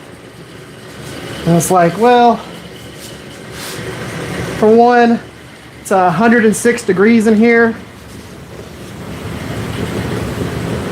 I would be burnt up if I went and did that. If I was forging and all that crap.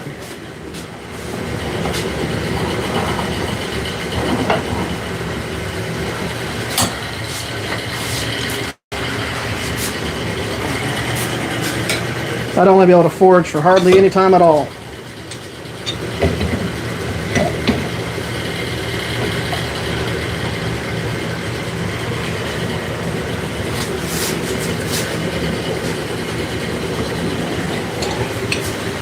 There we go. Now we have that full twist on there. This was the one that I twisted first.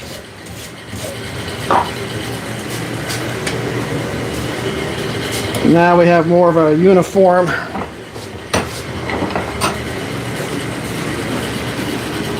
twist on it, all the way up to the tip there.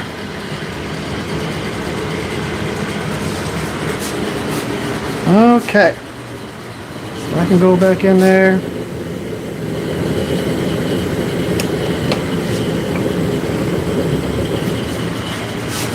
So now I'm gonna grab a wooden mallet. I'll keep this out of the fan space. So y'all can see me over here on this anvil. Wooden mallet.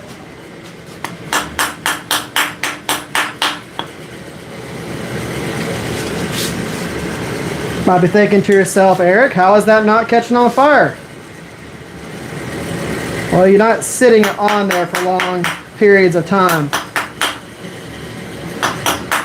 But you can use a wooden mallet, straighten things up without brutalizing your twist.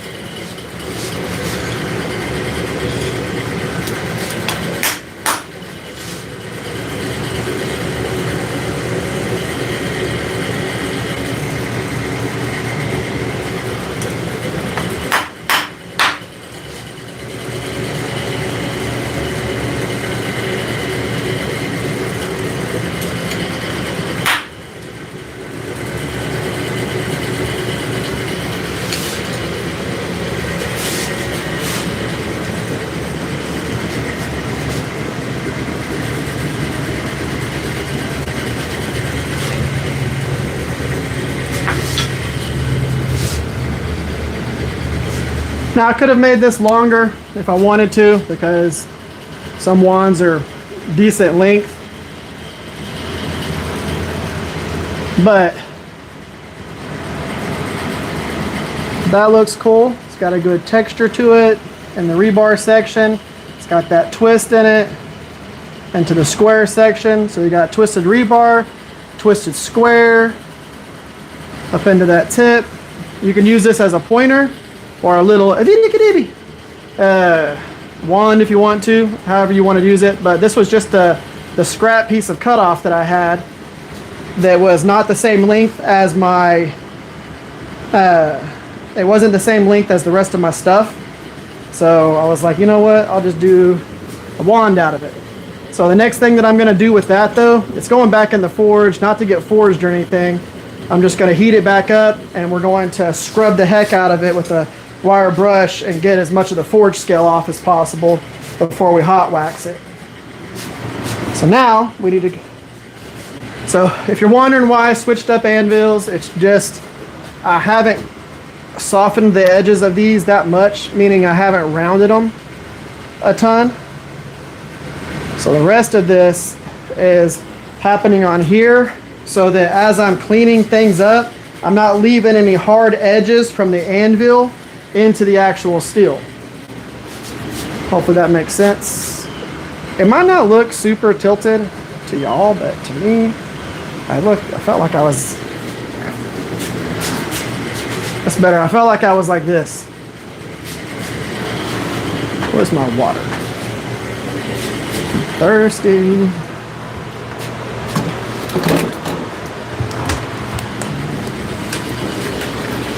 I made 3 of these flavored waters before I started. Put them in the freezer so they'd be cold.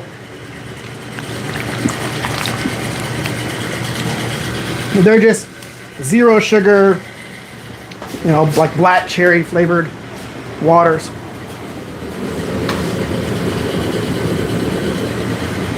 All right, so now clean everything up.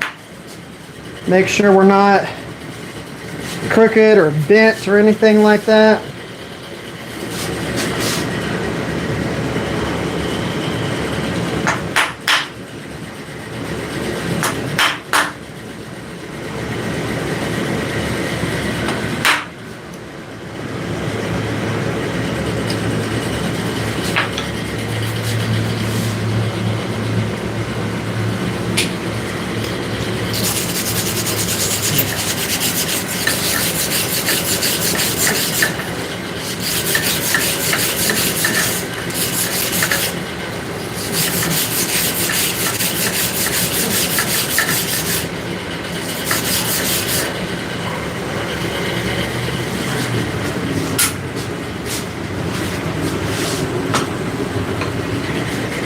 30-year-old ball peen.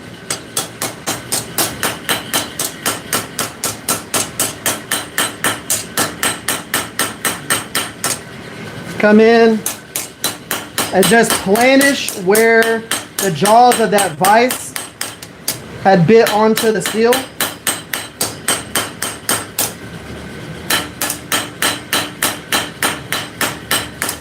Just to blend those out.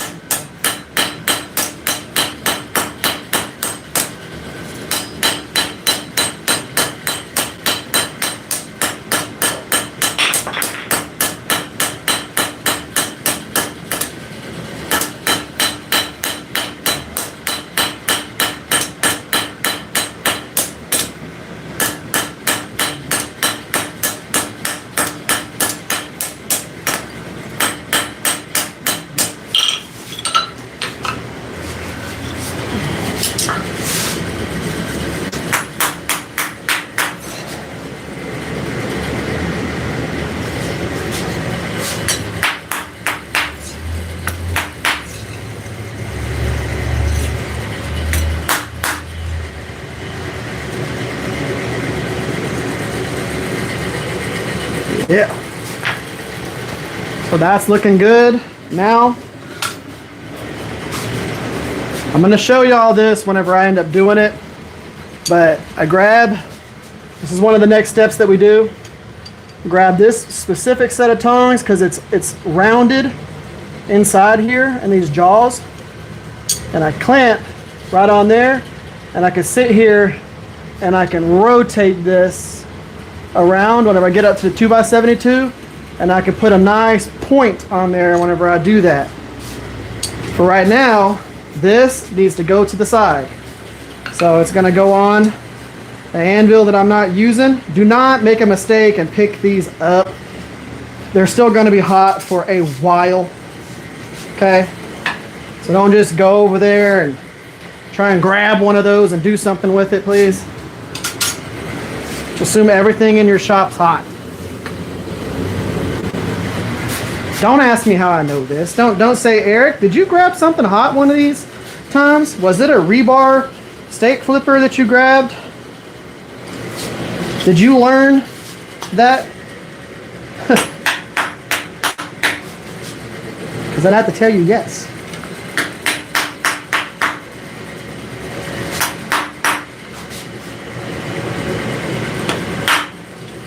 Had a rebar pattern on my hand for about 2 days.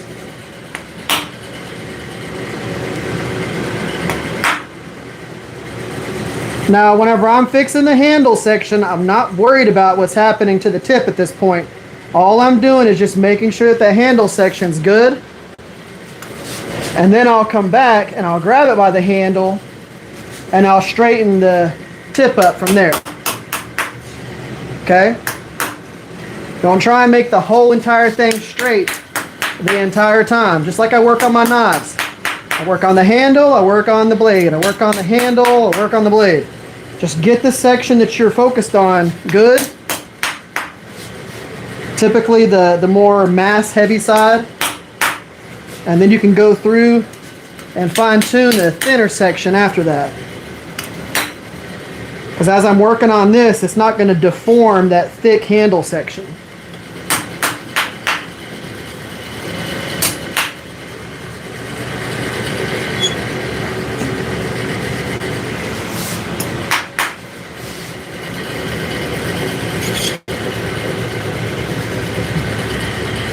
That's looking good.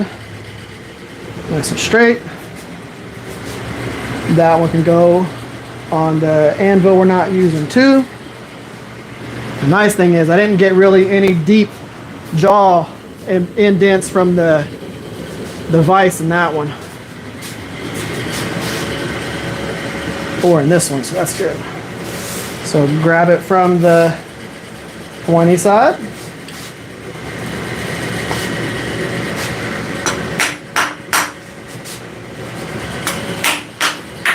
Where are you going? No.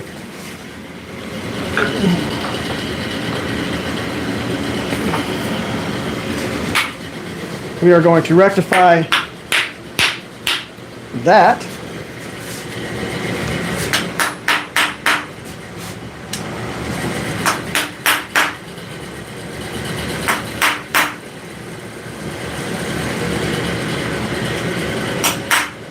after the live stream, I'll run a screw down into that.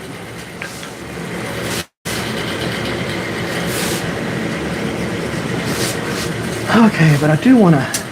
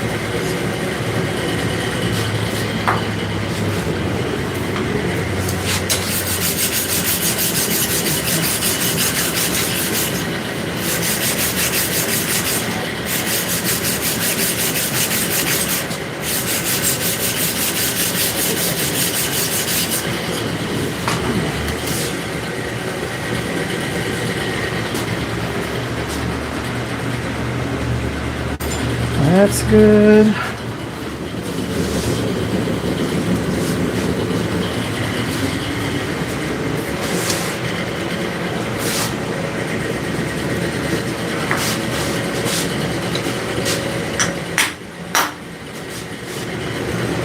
Forge scale to the armpit.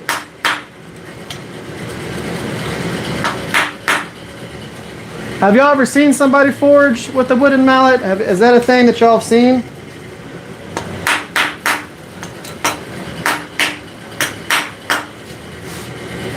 If y'all don't have one, y'all should definitely purchase one.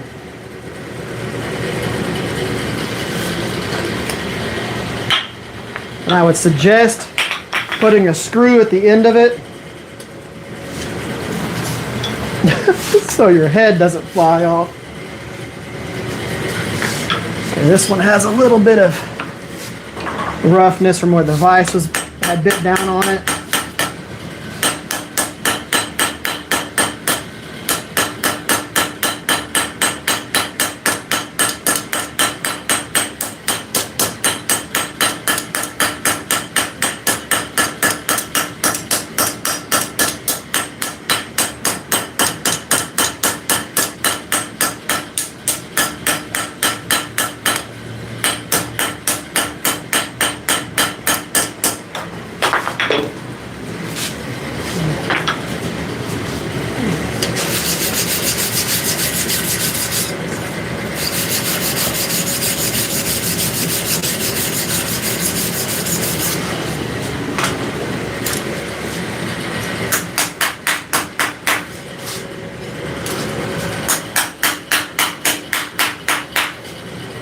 And if you're wondering how hot this still is currently, it's still gonna break. If I leave it on here, it's gonna absolutely catch that little piece of wood on fire. Sometimes whenever people see the steel and it's gray like that, they think it's a little bit colder than it actually is. But if you grabbed this right now, you would absolutely melt your skin.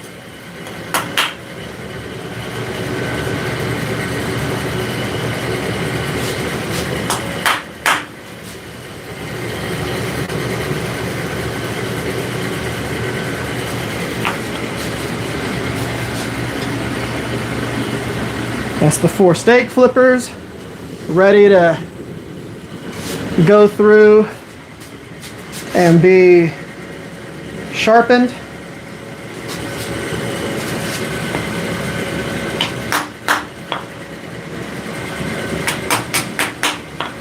There we go. Just had to shift over the edge just a little bit. I'll put you here.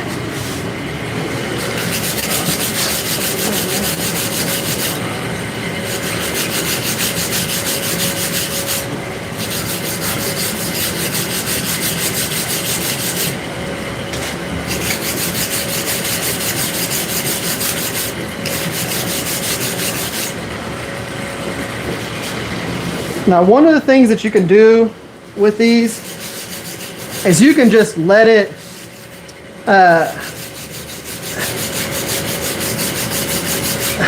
get cool, and then you can clean up the ridges on the 2x72 and then go through and clear coat it.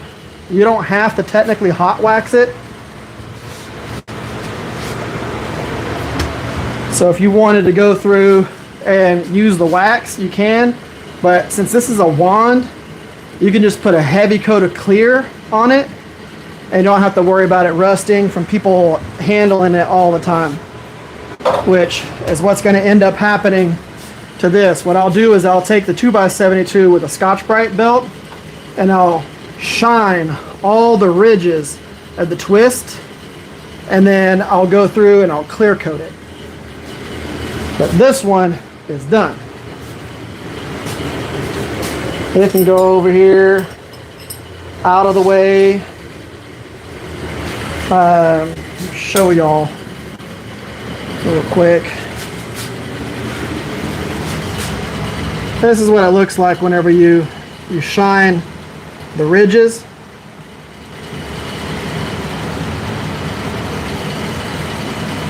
On there.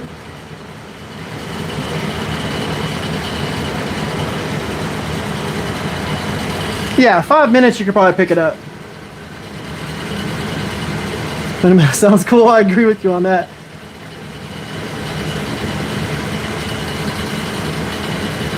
Yeah, the Kyle Royer club is actually pretty awesome.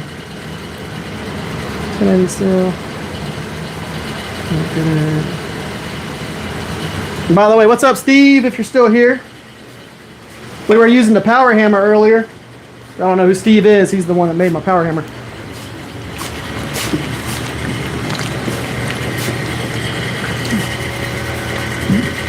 Steve Jennings. Okay. Here's what we need to do next. Shift y'all over to that guy right there.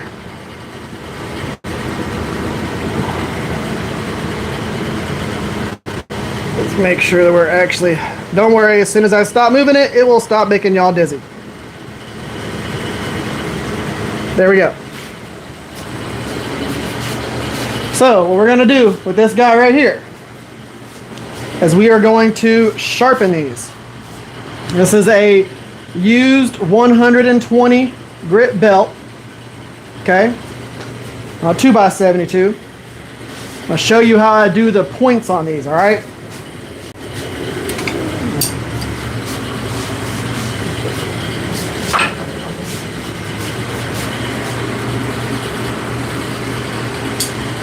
So grab them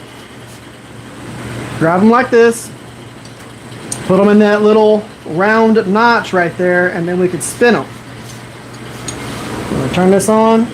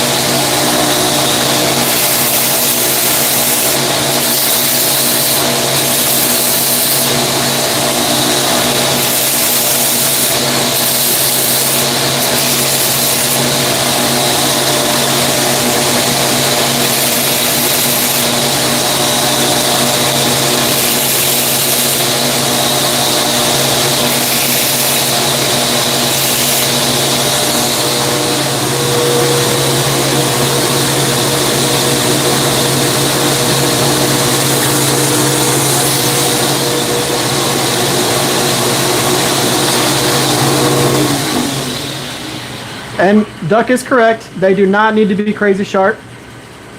I just like mine to be decently sharp. And I feel like it's easier to keep them clean and to maintain them whenever you use the 2x72 to clean them up. And then I'll use a Scotch-Brite pad and I'll smooth them all off. And it makes it really easy to make sure foodstuffs or anything's not going to be all up in them.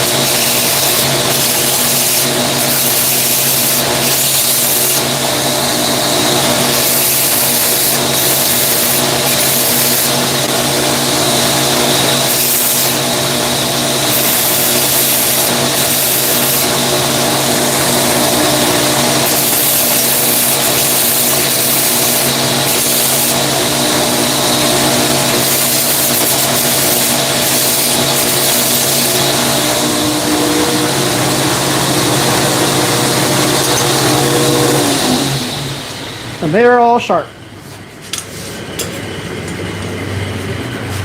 So, next step in this is having let's again unzoom y'all off my face there.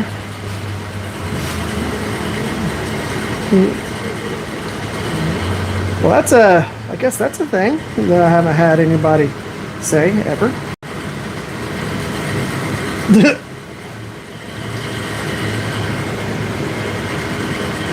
Some weirdos out there. I need to unzoom y'all. There we go.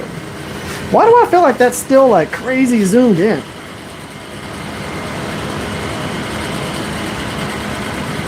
What is going on? Do I gotta like... For the love of God. Okay, don't worry. I know y'all are all getting dizzy. There. Oh, Lee. That was ridiculous for a second there. For some reason, whenever I was like trying to zoom it out or zoom it back away, it was like it was not trying to hear it. It wanted to.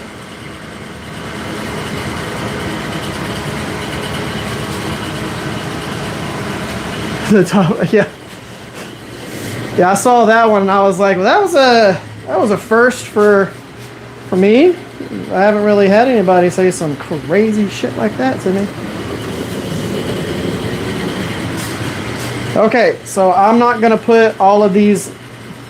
Well, I guess I could put them in there. Just you want to be careful having these, like a bunch of these in the forge at one time while you're trying to do this next step. Just because you don't want to absolutely burn up the tips. So what I'm going to do is I'm going to work with one, get it nice and where it needs to be, and then I'll be able to do the next one. But you want to do these in steps. You don't want to go crazy trying to move these around and end up messing with the tips.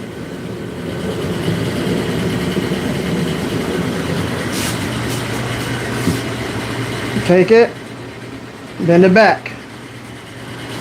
All right. You can do this on the anvil if you want to, but take it, bend it back. That's going to be our hook.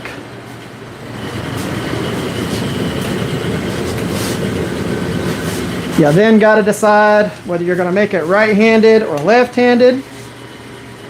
Take it, bend it back. Clean that up, just boop.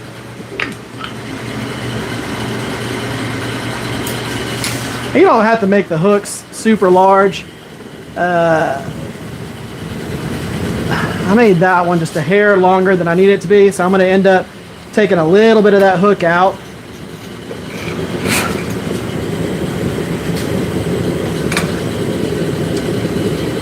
Okay, right there. This one, of course, is going to be a right-handed, so we need to take and twist it over the right direction.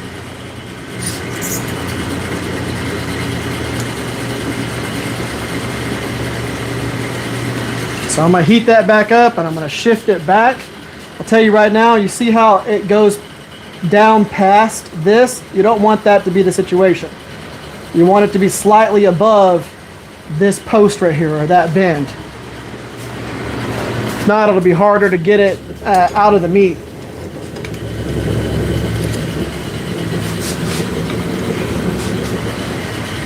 This one's also going to be a right-hander. I'm only making one of them left-handed.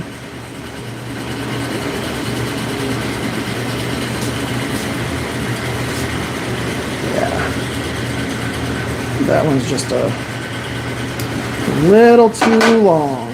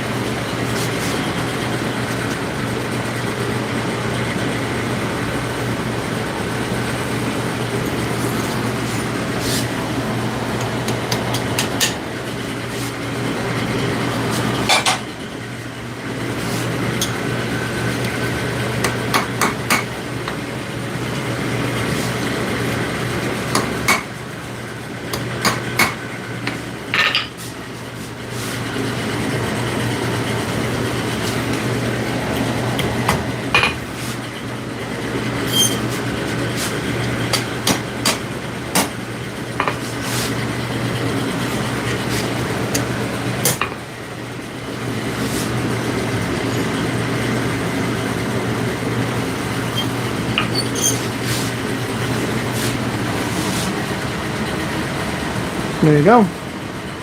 See you later, Coulter.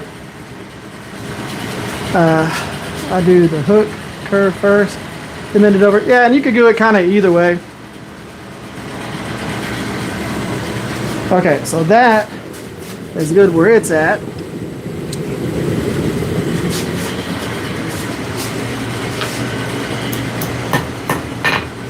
I'm going to take, pull a little bit of that out of there.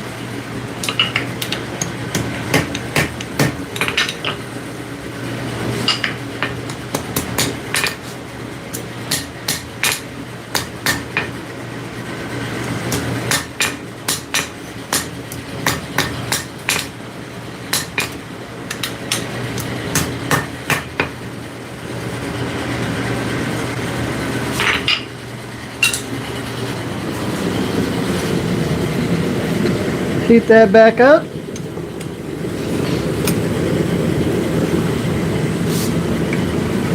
Take this one, unnecessarily quench it.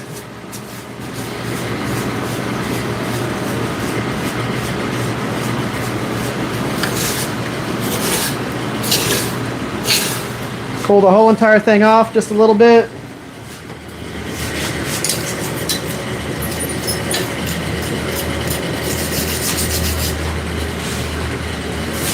Take it. Woo. Gotta get back up there. I'm gonna take it, I'm gonna grab it with my twisting tongs or my scrolling tongs.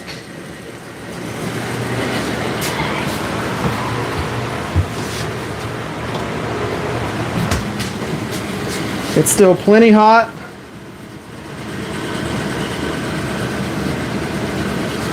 Go in, beeswax. I don't beeswax all the way to the point because that'll get seasoned almost like a cast iron skillet as you're using it. So that is hot waxed.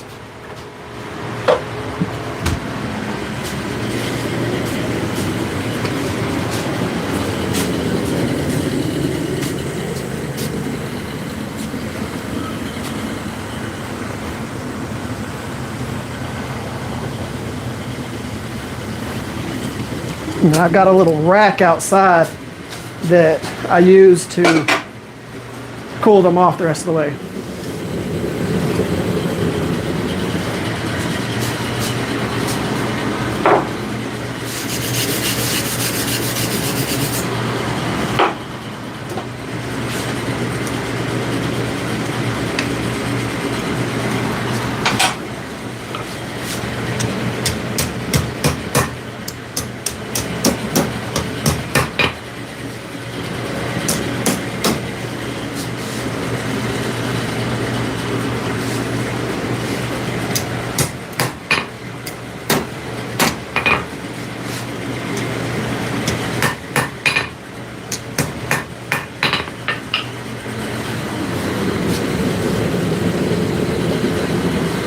That one's going to be the left-hander. Figured since I had to mess with it.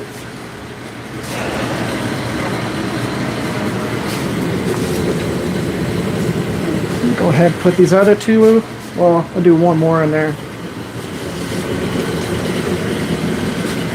Again, you don't want it to where you have too many in there and they start getting crazy hot on the tip.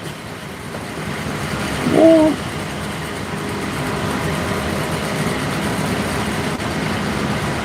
So I need to make a few of them for upcoming show. Yeah, it's worth it to have them. I mean, they're things that don't really, they don't take a whole bunch of work. And if you could forge like 10 of them at a time, it's even better.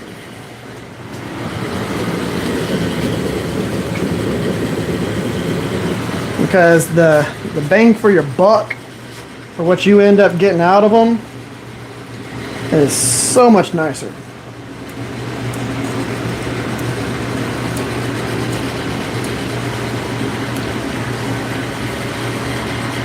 Again, the goal is whenever you do the hook, it needs to not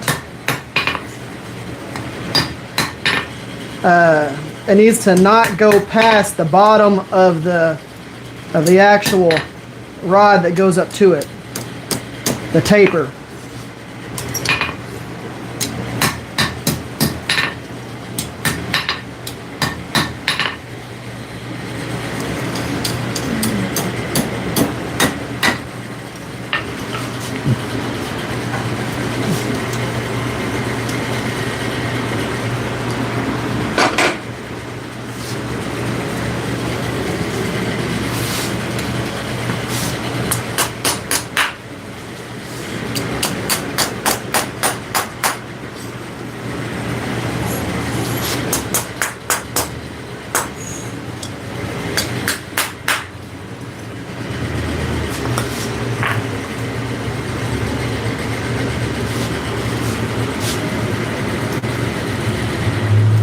heat that up one more time. Play with that hook just a little bit more. So the way Duck is saying that he does it, is he does the round first. I'll show y'all that.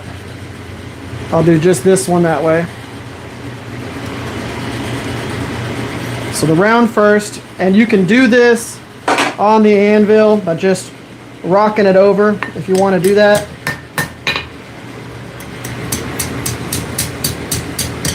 And then pulling it back. You don't have to do this with scrolling tongs. I just happen to have scrolling tongs. It makes my life a little bit easier. So whenever Duck does his, he does the hook first, and then he'll rotate it to whichever side is going to make it left or right.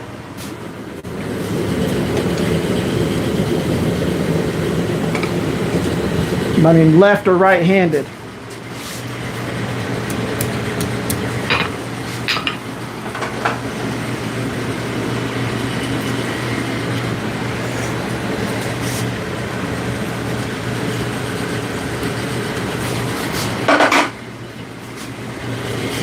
Just being picky about this, the roundedness of this hook.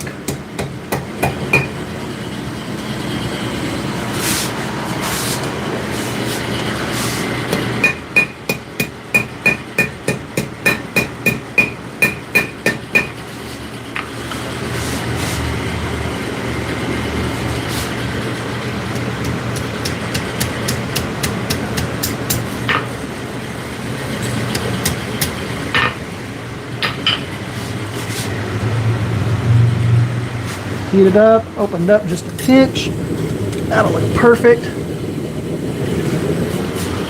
So this one's gonna be right-handed because that last one was left-handed.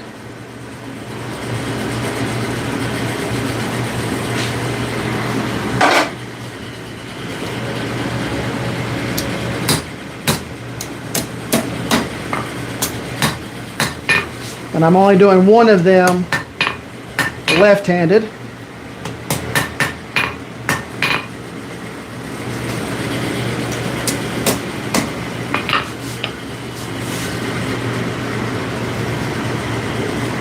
Duck's method. A lot faster, huh? You know what that means? That means we do them Duck's method. And I've done them like that before.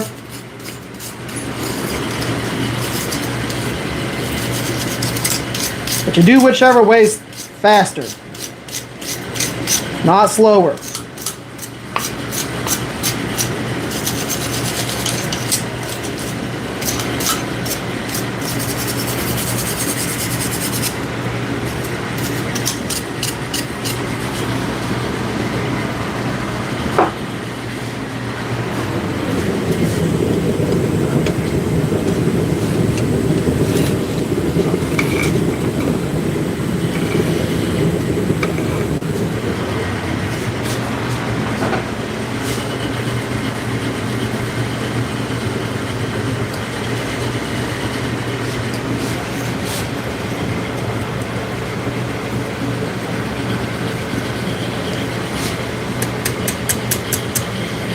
You know, it's unnecessary to mess with this as much as I'm messing with it. But it's got this weird little, almost like a buzzard beat to it. It doesn't now anymore, but I really just could not stand the way it looked. It was bothering the heck out of me.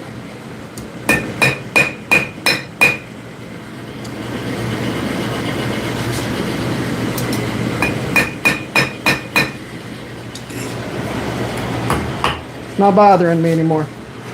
What's up? What's going on?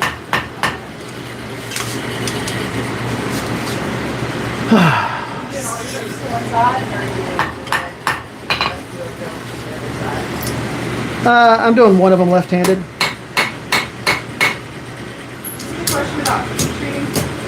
Nope. Heat treating what? Oh, leaves? they're in the very affordable time. So. Yeah, leaf spring and files, old files that you can find. Old, but it's like old.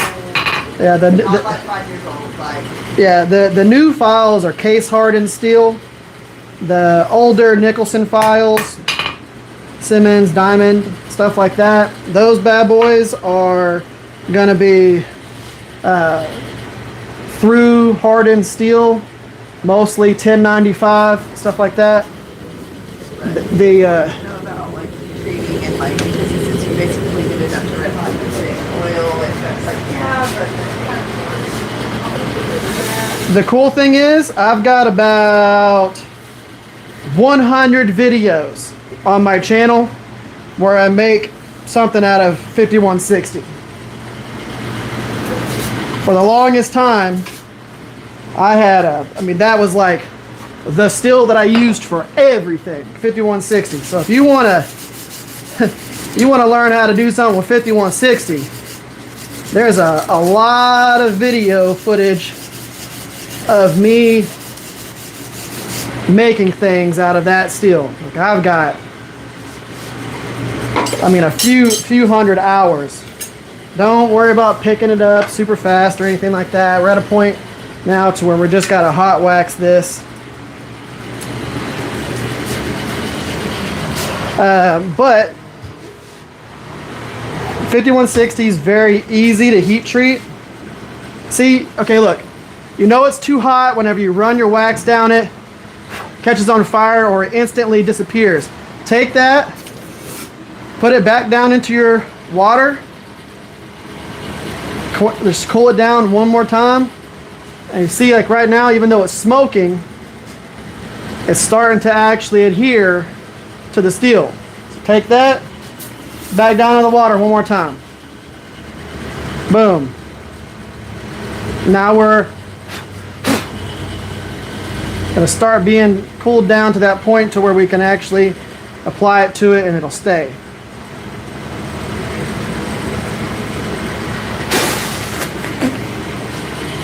So you don't want to be breathing all this crap in.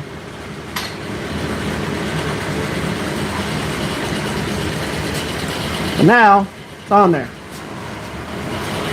I keep my wax in a refrigerator when it's not being used. This is going to go out on the little holder.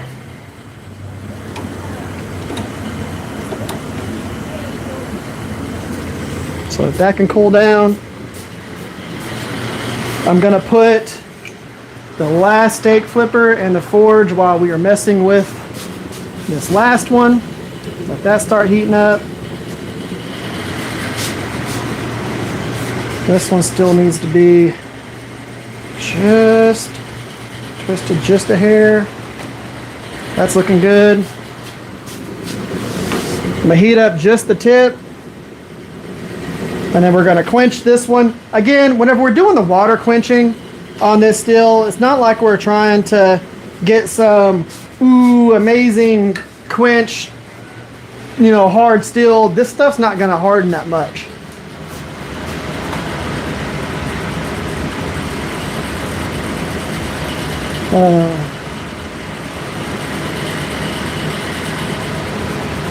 Horn on the other side.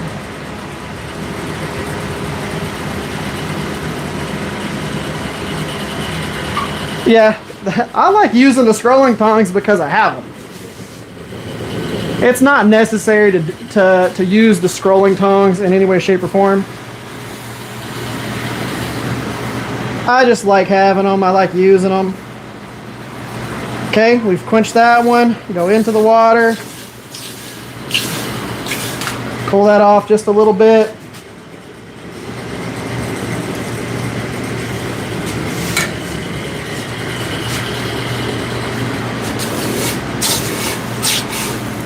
Cool that back side off.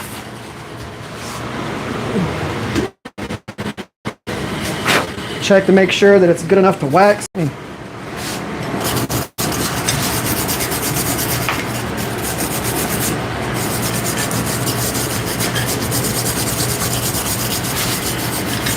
Any loose crap that's on there.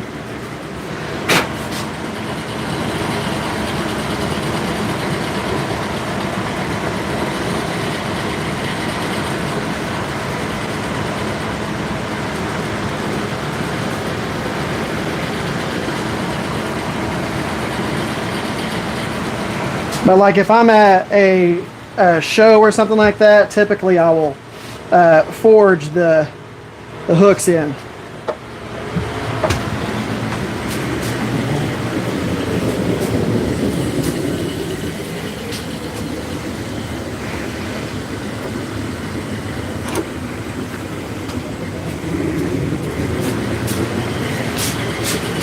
And to show you what Duck's talking about,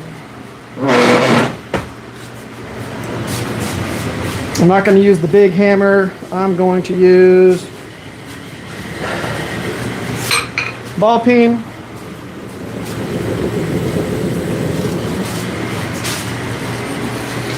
Take, and I can use this back section. Start rolling it over.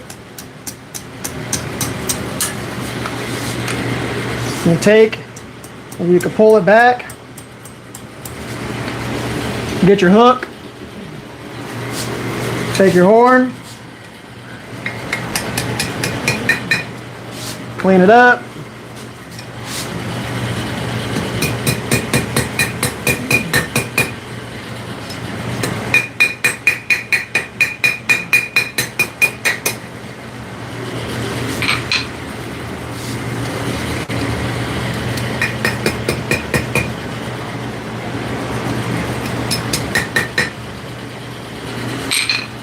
Back in the forge.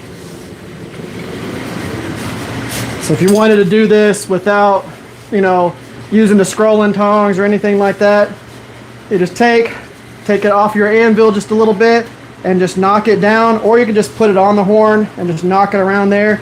I like knocking it down. I put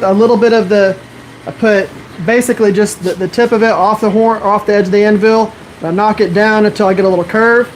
And then I'll stand it up on its back, rock it in, clean it up on the horn, goes back into the forge, gets warmed up.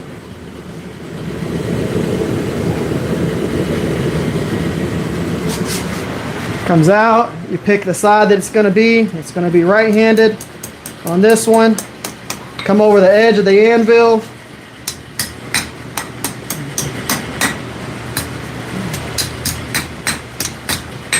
Clean it up.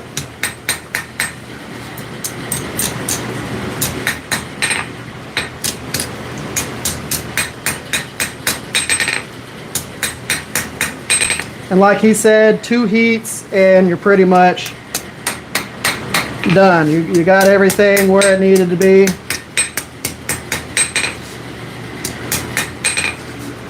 Make sure we're straight.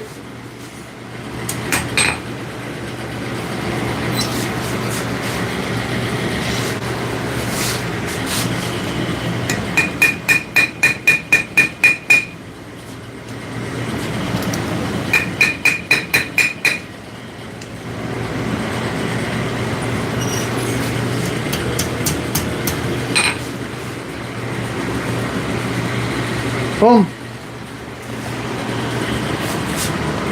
And you have your hook.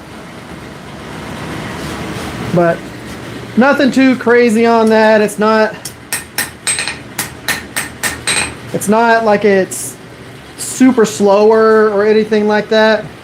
It's just, I get these different tools and I like messing with them.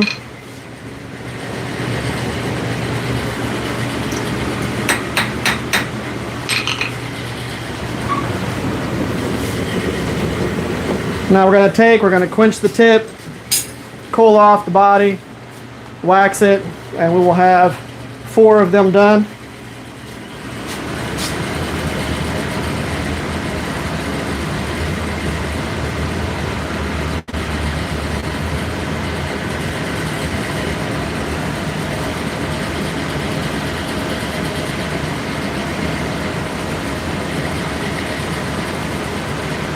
Yep.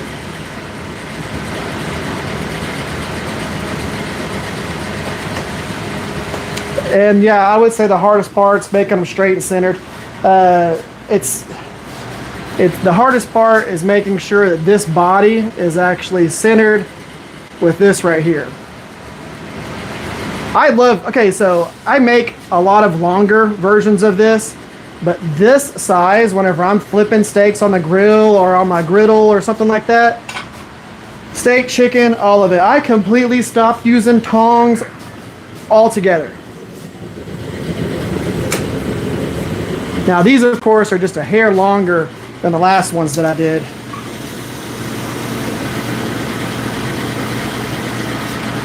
But if you are trying to get it to have a specific twist, like where I wanted my square to work its way up into the rebar, making sure you're hitting it right and doing all that, paying attention to that stuff is important.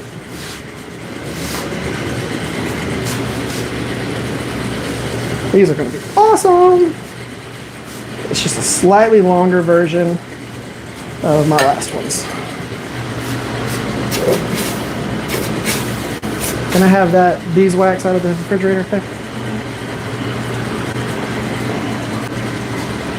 Thank you. Which is why whenever I come in here, it sounds like crayons. Pretty much.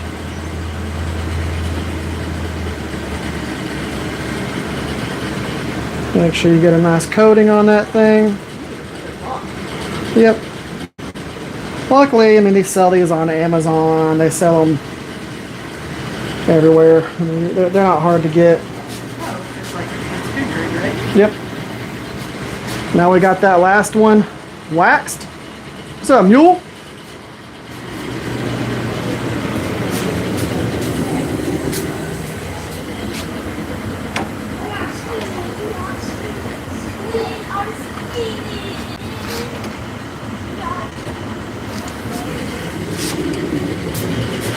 All right. I made 4 of the flippers and a wand. And you want one?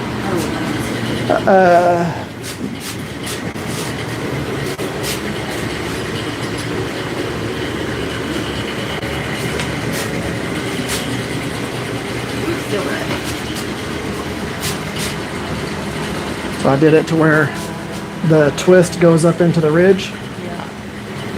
Twist goes up into the ridge. Just a simple little pointer / wand. And this, It's warm. it's hot, but it's still cool enough for me to hold. That right there is the little pointer / wand thing. It's gonna be wand for a kid. You gotta think kid's hand. My hands are a good size. How hot? That's fine. Avada Kedavra, as opposed to Avada Kedavra. Avada Kedavra. Avocado. Avocado. Stop doing that. But yeah, so that one turned out really cool because, like I said, this ridge from this twist goes right up in the rebar ridge. And then that ridge goes all the way to this twist. And that ridge goes all the way to that twist.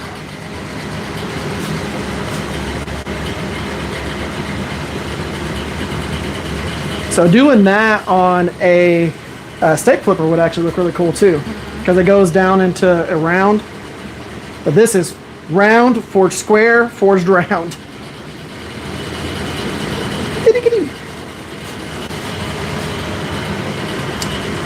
The wand chooses the wizard, right? Okay. Forge off. That is 4 steak flippers Show. and a wand. Can you show What? a little bit of your, I did already. oh, you showed them? Yeah. Just do it again. There's two on here, one down here earlier. The challenge? Yeah.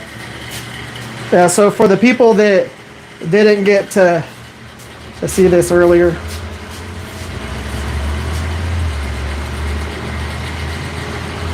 hey Steve.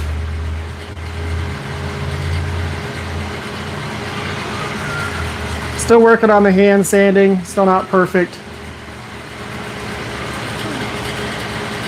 I mean, it's close to perfect.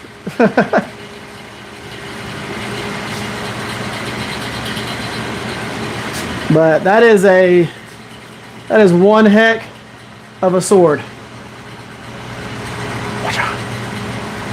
If you're ever wondering if you have a nice texture on your flats and your ricasso and you don't want to accidentally sand up onto your ricasso, put your plunge line jig right there behind your plunge, and you won't go past your plunge line and get up into your texture.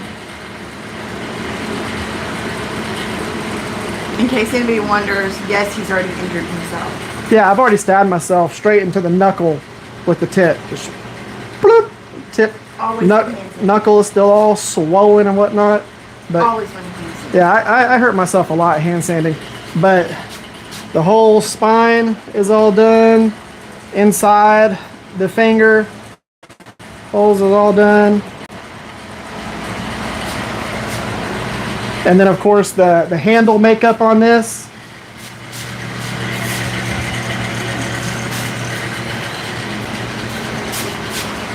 The steel layer that's going to be bronzed, and then the burlap micarta that's going on there, and then there's going to be peened over copper pins.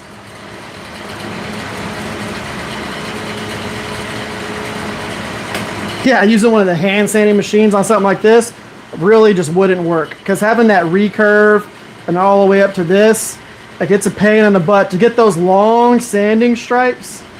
They go all the way down, all the way up, all the way down without the stops in the center. It takes a lot of work, but this is like the handle makeup right there. And people will be able to see this one at this will, Texas Custom Knife Show in November. Yep, Texas Custom Knife Show in November. If I don't sell it at that show, it'll be at the so it'll be at the Cowtown show in September. It'll be there, and it will be at the Texas Custom Knife Show in November. I'm going for best fighter for that show with this right here. So Texas Custom Knife Show. This is going to be in the fighter challenge, or the fighter category. I don't care how many buoys someone makes or how many random things somebody makes. That right there, if you're going to take it and fight somebody with it, you want that.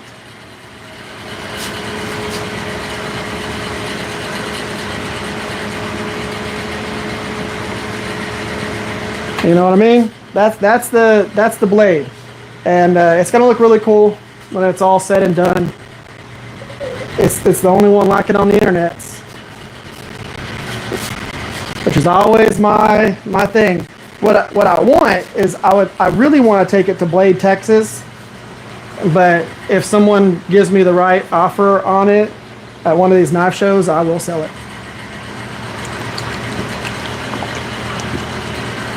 But I've sold almost all the challenge builds that we've done, other than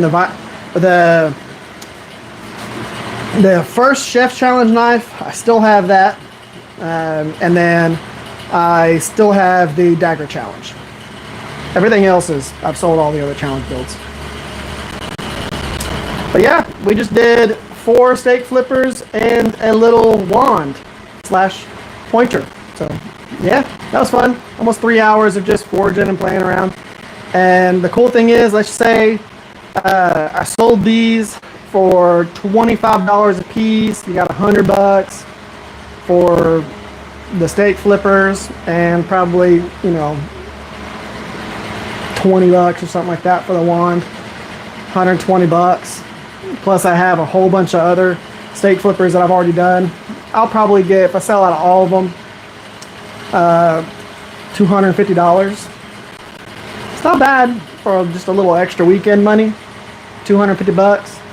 And if I sell a knife, then fantastic. That's awesome. So, I could clear $500 plus off one weekend. work on a show with a table cost that is super, super crazy, insanely cheap, it's worth it.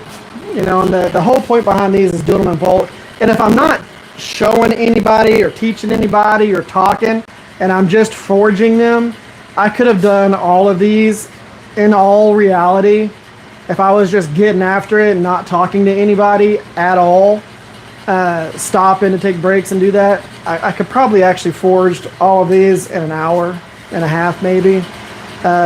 Typically I would forge 6 of them and I would finish it in an hour and a half. Because I would have done a lot more on the power hammer. I mean, the power hammer, I would have had them almost completely tapered and slightly rounded with the power hammer. And then I would have came over to the anvil and done 2 heats, cleaning up the taper. And then I would have done the twist heat. And then I would have done the hook. And it would have been, they'd have been knocked out. I would have gone every single time. I would have never stopped and talked. These are already hot. By the time I get done working on one of them, the next one's already hot, ready to go. So you just go, go, go, go, go. I'm gonna try and get a table at Conroe. That'd be cool. I'll probably go live, make a couple of steak flippers so y'all can see. Yep, that would be really cool.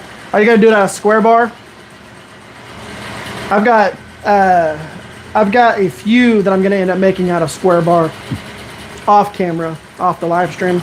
I've got a bunch of the square bar down here. Just this is normally the size, the length of steel right here to do this. So this length of steel turns into this steak flipper. Exactly. This is the exact length that I forged this out of. This is the normal long version. That compared to my, what I call the camp versions, it's almost double the length. But for these right here, if we're going and throwing them in your backpack or whatever to take to a campsite or just using on a grill at your home. Now, if you're using a big old smoker where you need to get to the back of something or whatever, using the longer ones is nice, but this is almost unnecessary on a grill because you don't need to be all the way back here. And typically people use this section right here. This section is just decorative and has the loop on it. So I was looking at that where I was actually grabbing and flipping, and I kept grabbing it from here, and I was like, I wonder if I just make one that just has that section, what it would be like. This is the perfect length for working on my griddle, working on my grill, whatever.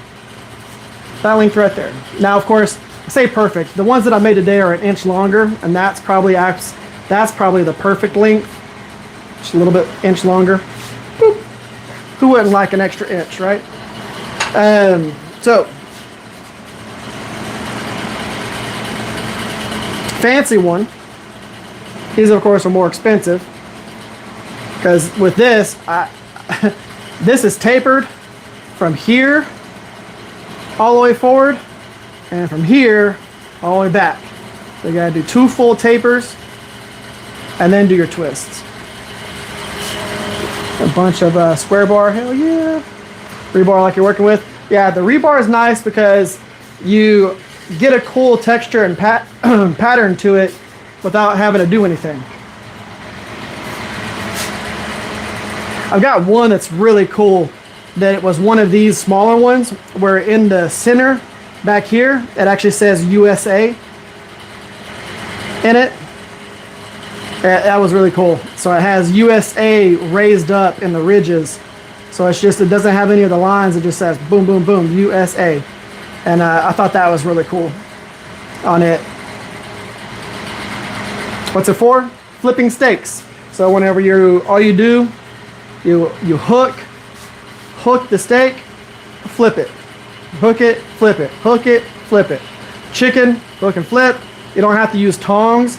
The downside to using tongs is if you gotta scoop under and grab something and flip, you can take, whenever you're scooping under, You could take and remove all the seasoning off the meat by scooping it like that. So you just remove all that season that you just cooked into that piece of meat.